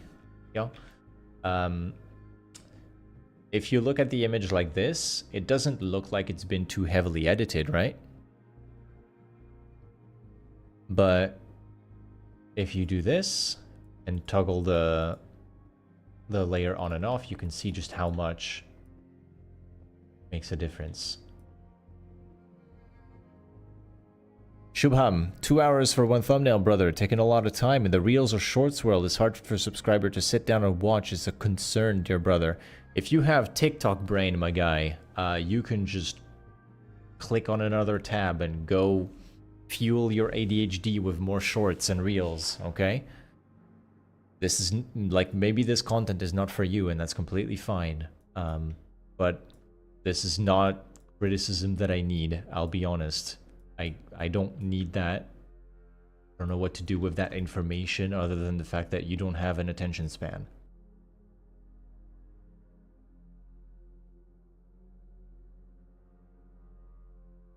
If you can't sit still and watch a video for someone working on something that will take a few hours, that's okay.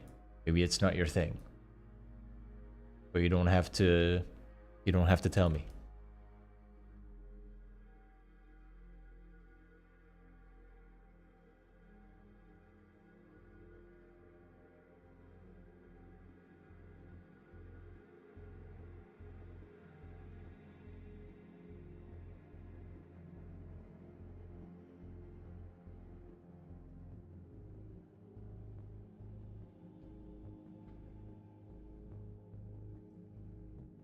There's a lot of people who are happy to just sit here and watch for quite a long time, actually. Because they're learning from the process, and because it's their job. Because it's their job. Whether they're thumbnail designers or YouTubers, there's a lot to be learned from just watching other people work. Me included. Not watching me, I mean, I watch other people work and I learned from that as well. Very interesting.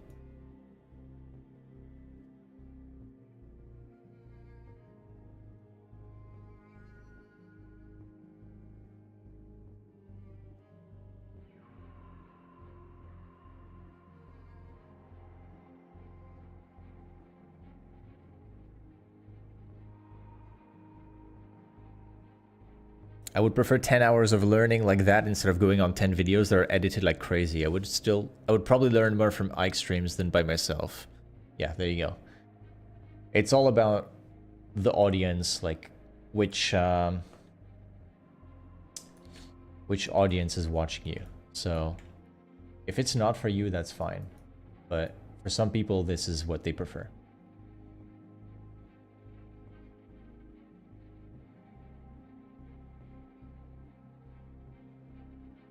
So here's the before and after. As you can see, there's quite a lot of changes, but they're actually a little bit invisible. And then I'm just going to go ahead and pull back the opacity slider on that and just do it a tiny amount.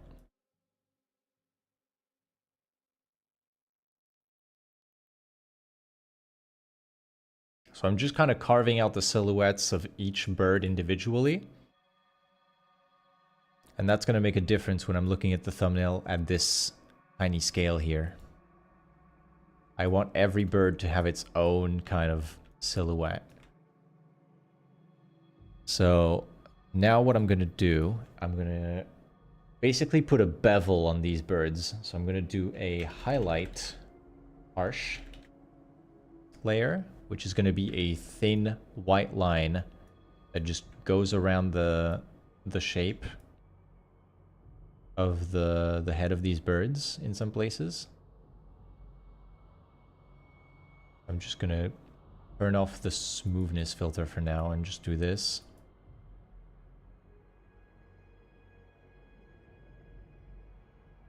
So here I'm just painting a bunch of little lines going along these feathers. And then I go in with my eraser again and just soften it. And you see here I've created another highlight here, which is going to be very subtle in the end. But it will create some extra separation between the subject and the layer below it.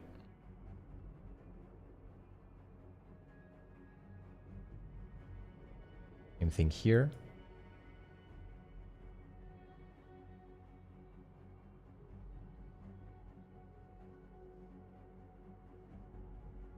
I'm not immune to the short form content brain, by the way. I also watch a bunch of YouTube shorts, but I don't have TikTok installed. Because I feel like YouTube, you can get pulled away from watching shorts by an interesting long form video where you're like, oh, I actually really want to watch this. This sounds really awesome, you know? And you can get sucked into watching a 20-minute video or something. Whereas with TikTok, you can only get pulled into watching TikToks. There's no escape, right? TikTok, TikTok, TikTok just keeps going. So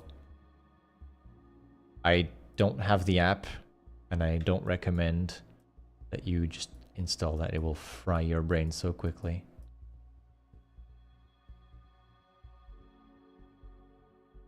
There you go. See, I'm painting all over the head here, just creating a bunch of highlights. This is a hard white layer. There's no like softening of it or anything. It's pure white that I'm painting onto the feathers here. But it works really well. It does so much. I don't want to do it on this one because he's already getting some good dark contrast here with this little bit of feathers. If I put white on that, that's gonna kind of undo it. I will do it on the beak though. Little highlight here on the beak.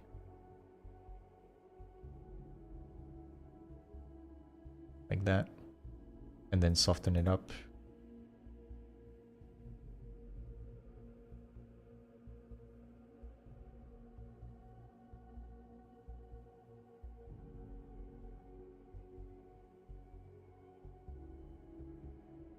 Yeah. I think that's good. Let's do another one with shadows harsh. And this time it's going to be the opposite. I go into black. And of course, I'm not going to do that all the way in terms of harshness. So I'll take like a really dark brown from this bird. And I will be erasing a lot of it, but it's just to kind of lay the foundation. So go into linear burn and turn the opacity down a lot. You kind of just want to create the shadows here and then soften them up. So for example here, create this shadow. And then I'm going to smooth it a lot like this. Just to kind of separate elements.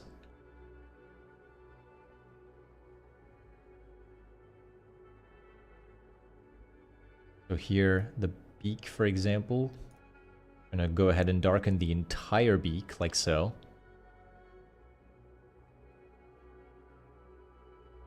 And soften it up.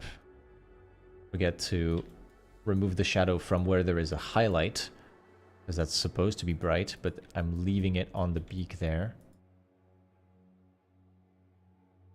I will do one here, this. Fill that in. Create this sort of darker area on the top of his head, and then erase the hard transition for most of it.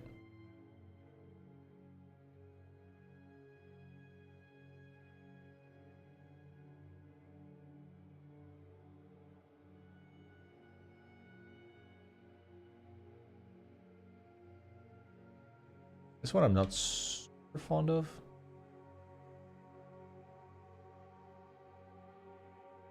Yeah, I know. This one I'm not fond of. I will erase this one. Because there's actually... The more important shadow I should be doing is here. Yeah. This is the shadow I need to highlight, not the bird. I need to make the inside of the hand here look darker. So do this. And smooth it. And there we go. So now that makes the top of the head stand out.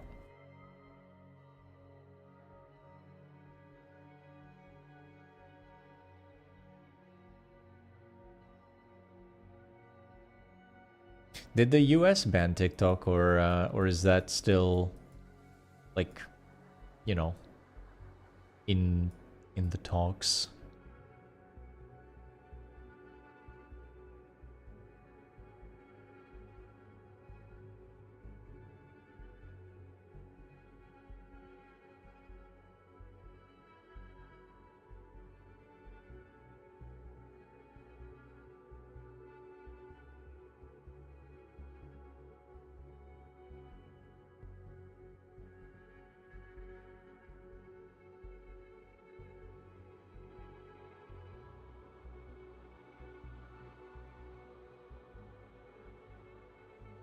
I know that India is a bit ahead of the curve with banning it, but not entirely sure if the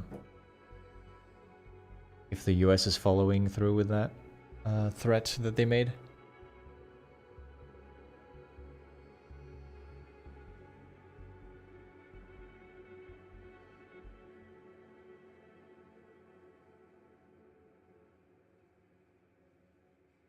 Instead of quails, I think I'll write birds. Because the video is titled Smallest Birds on Amazon or something, so I'll do Amazon birds, and that should help a little bit.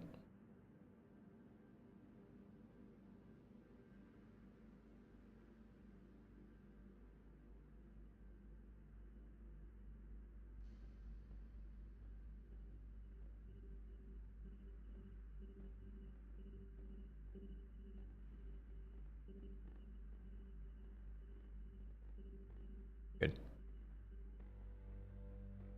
I'm gonna increase the opacity of this thing. Yeah, that's good.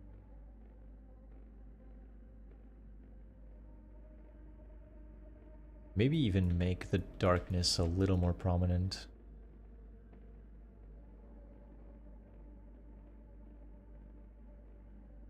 Good. Yeah, I like the change. Oh, heck yeah. Hey, Jake. Good to see you here.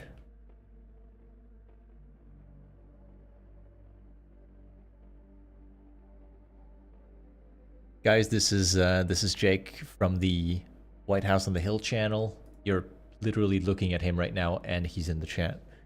How you doing? Thanks for passing by the stream. Hope you're liking how it's coming along here. I'm gonna change the shirt color because it blends in a little bit here. I could make it just black so it stands out more, creates more of a silhouette look.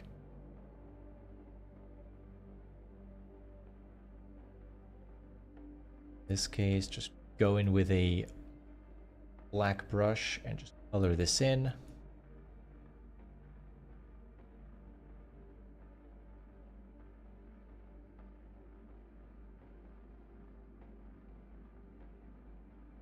Oh, there's like a... Oh, I know what happened. Oh man, that's what happened. I'm seeing the artifacts now. Okay.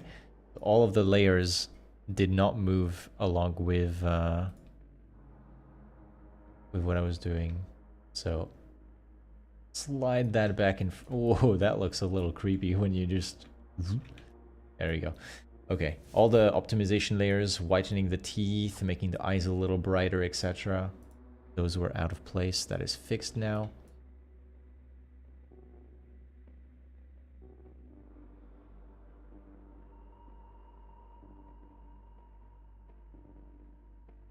Black for the shirt. Put that on multiply. And then let some of the bright colors show through. Good.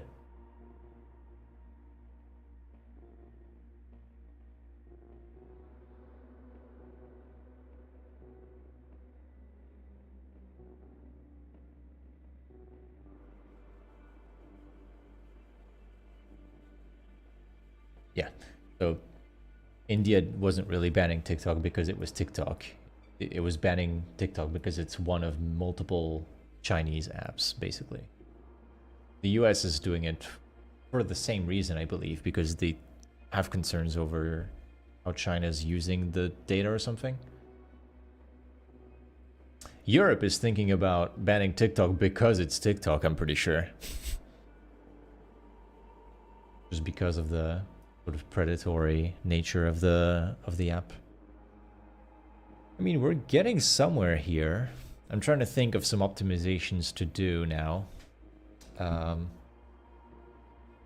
I am quite happy with how this is looking.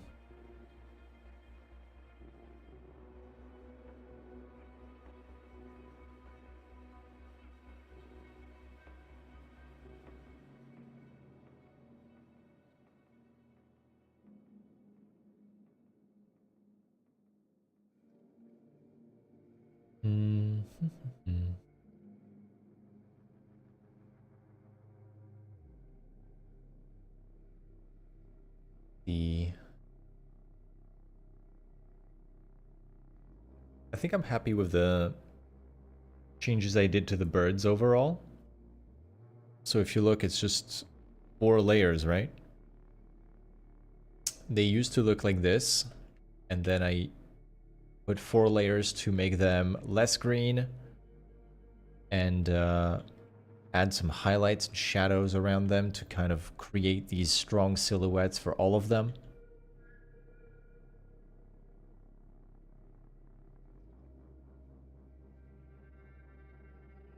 This one could have a little more pronounced color on the beak if I didn't paint it orange. Let's remove that.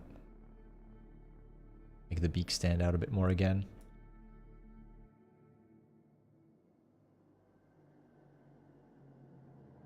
Good.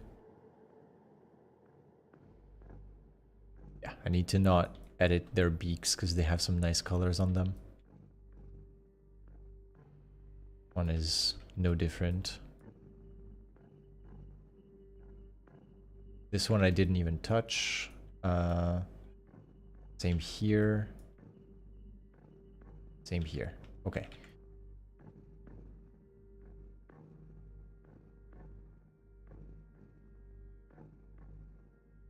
Increase saturation on the bird so they stand out even more. I will be probably doing that with camera raw, if I'm honest. I think I would do maybe... Let me go into my enhanced shadows layer. I'm gonna try something. Go into a low flow brush on black. See if I can just kind of trail around here. Sort of create this little shading thing here.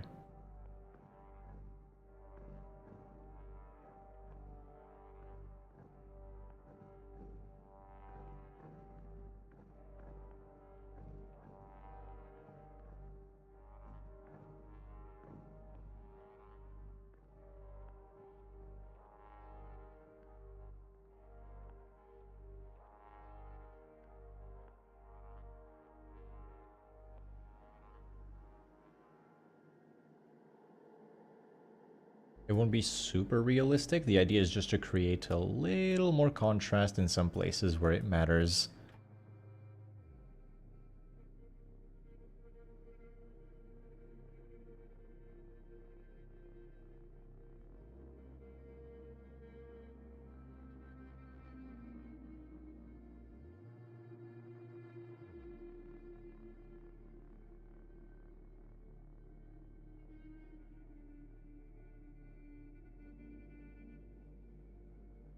like so. Good.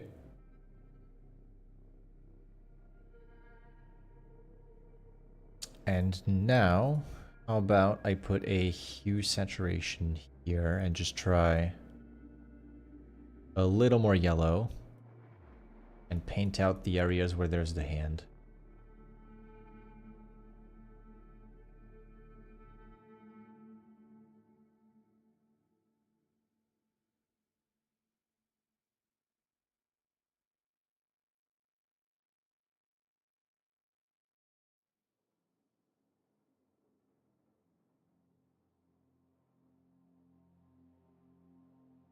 And after that, it'll be a camera raw filter and we will be done for the V1.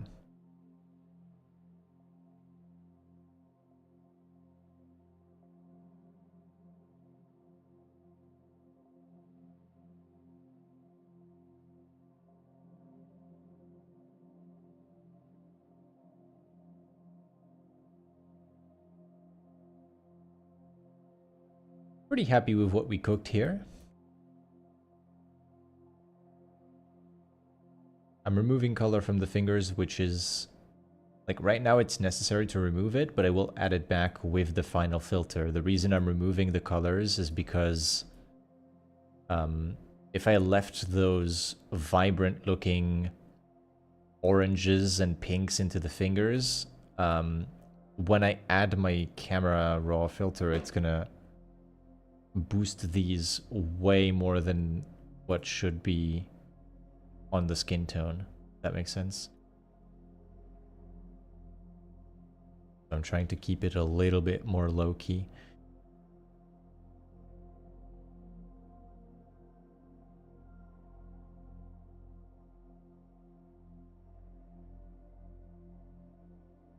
Technically, that should be black.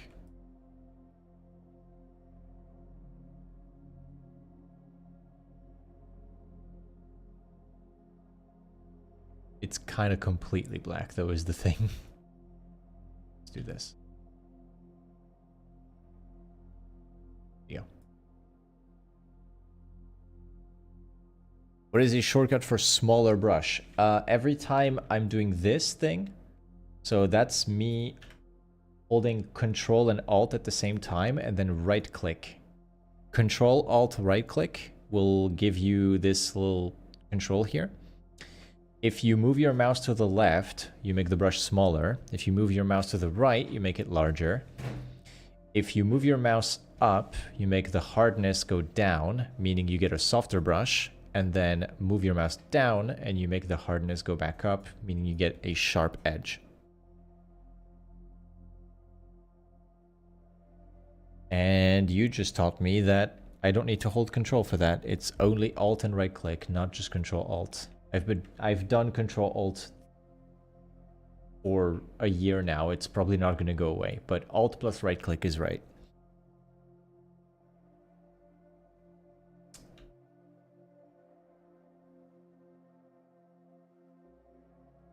Okay.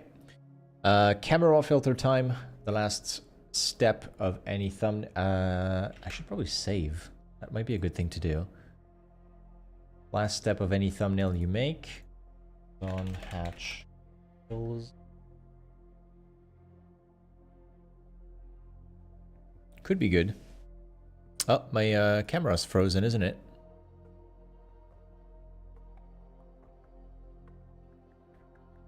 Okay, no, it's good. It froze because of the saving, but it's good now.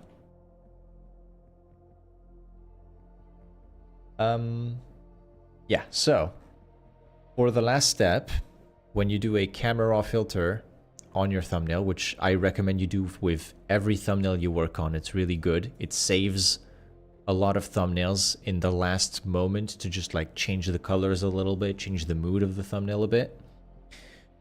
You go to the top layer in your document, you do Control, Alt, Shift, E. Okay? Control, Alt, Shift, E.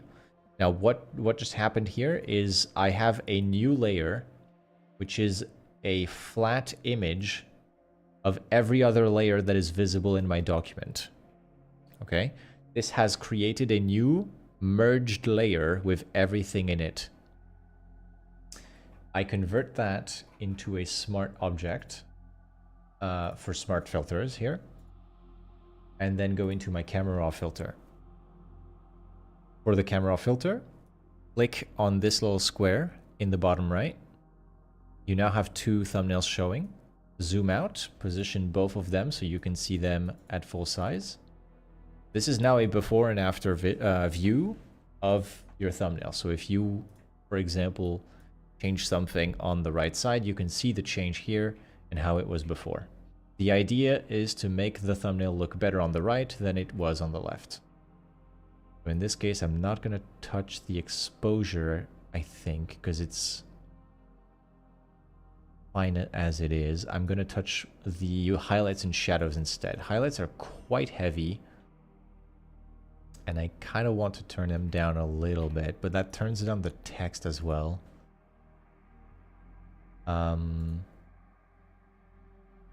Maybe something worth looking into with the curves. I'm going to turn down the highlights a little bit.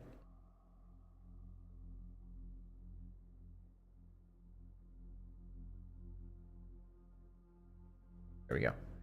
Something like this. Contrast up.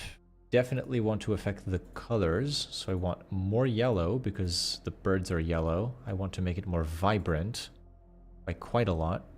Plus 20 here. I'll do a little bit of saturation, maybe a +5. Saturation is a very powerful slider, so I don't want to overdo it.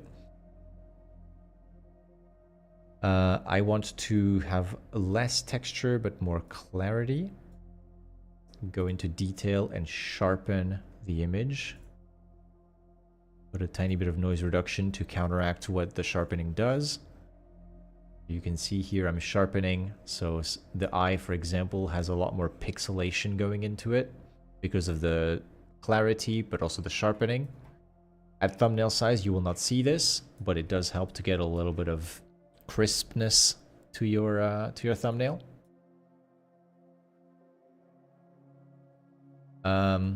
And then go to color mixer. I'm gonna make the yellow more saturated because the birds are the main focus.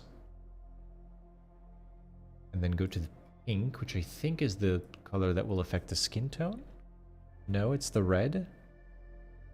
Yeah, the red will affect some of the skin tone. What will affect the rest of it, though?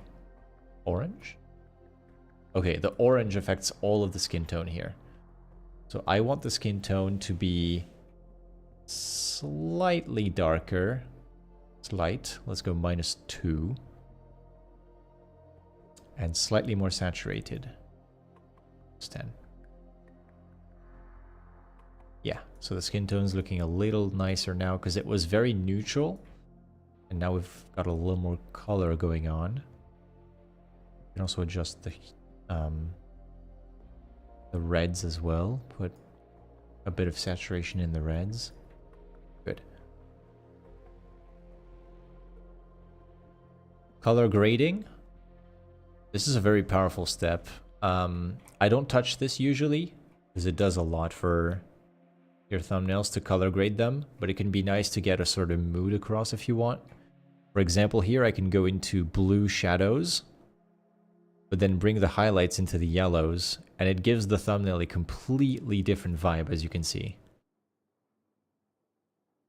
Completely different. See that?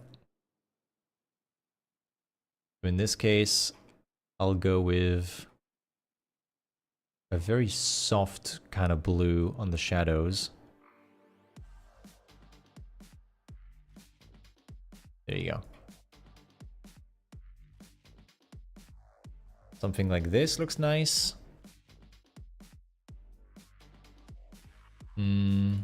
Let's do a tiny bit of vignette. Because we want people to look at the birds. So we'll vignette for -25 to darken those edges here.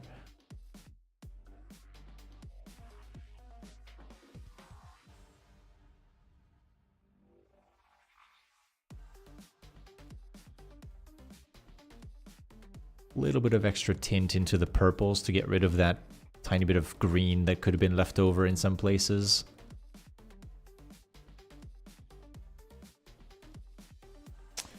And I think we're looking quite good here. The birds are now nice and yellow. They've got some contrast between them. We fixed some of the skin tones because this was taken outdoors in a very green and blue lighting. And now we got it to be a sort of indoorsy, indoors look because of the boxes behind and etc. Happy with this. I'll call this the V1 and send it over to Jake.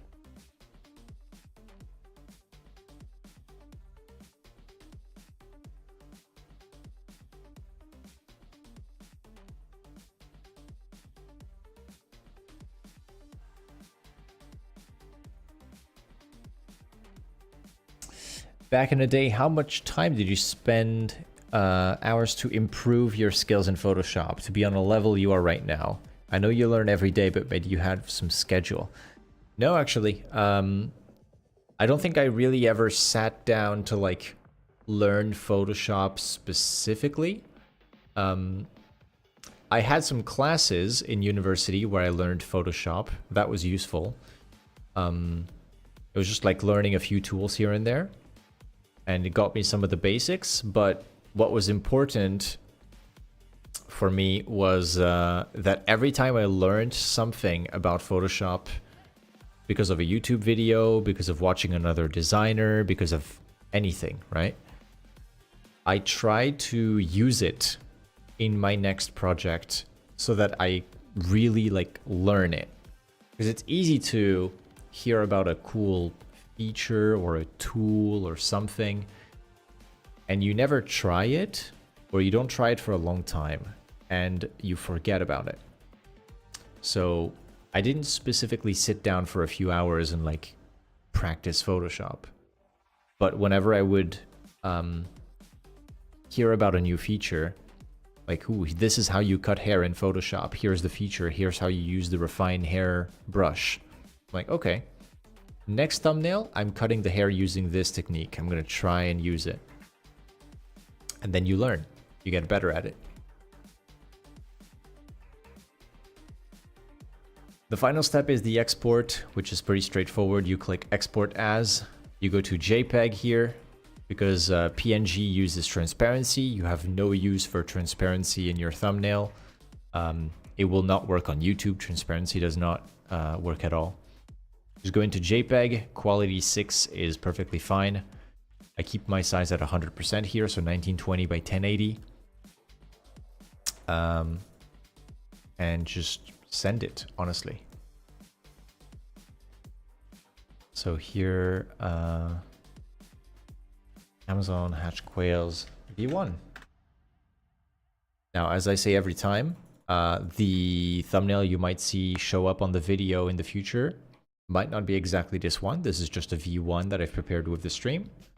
But, you know, this is subject to changes with the client. We'll see. For now, I'll just be sending it over. The typeface that I used is Bricolage Hands. No, Bricolage Grotesque. There you go. This is the font I'm using. It is a free open source font, meaning you can use it in anything, right? You can use it even commercially, as I'm doing now. The font that I'm using is a free font to use. And you've got some really cool features like this. You can change a lot of stuff about the font, right?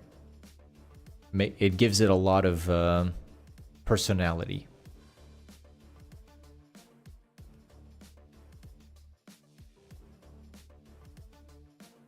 See that? Really cool. So Bricolage Grotesque.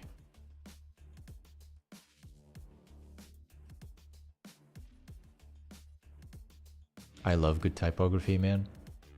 So good. Yeah, that's it for the stream, guys. Thank you for following along. I'm going to end the stream now, go grab dinner. I'll update the thumbnail on the live stream, and it will be over in the live section of my channel where you can watch this live stream and all of the previous ones. There's 10 plus hours of thumbnail design content in there you can consume like a podcast.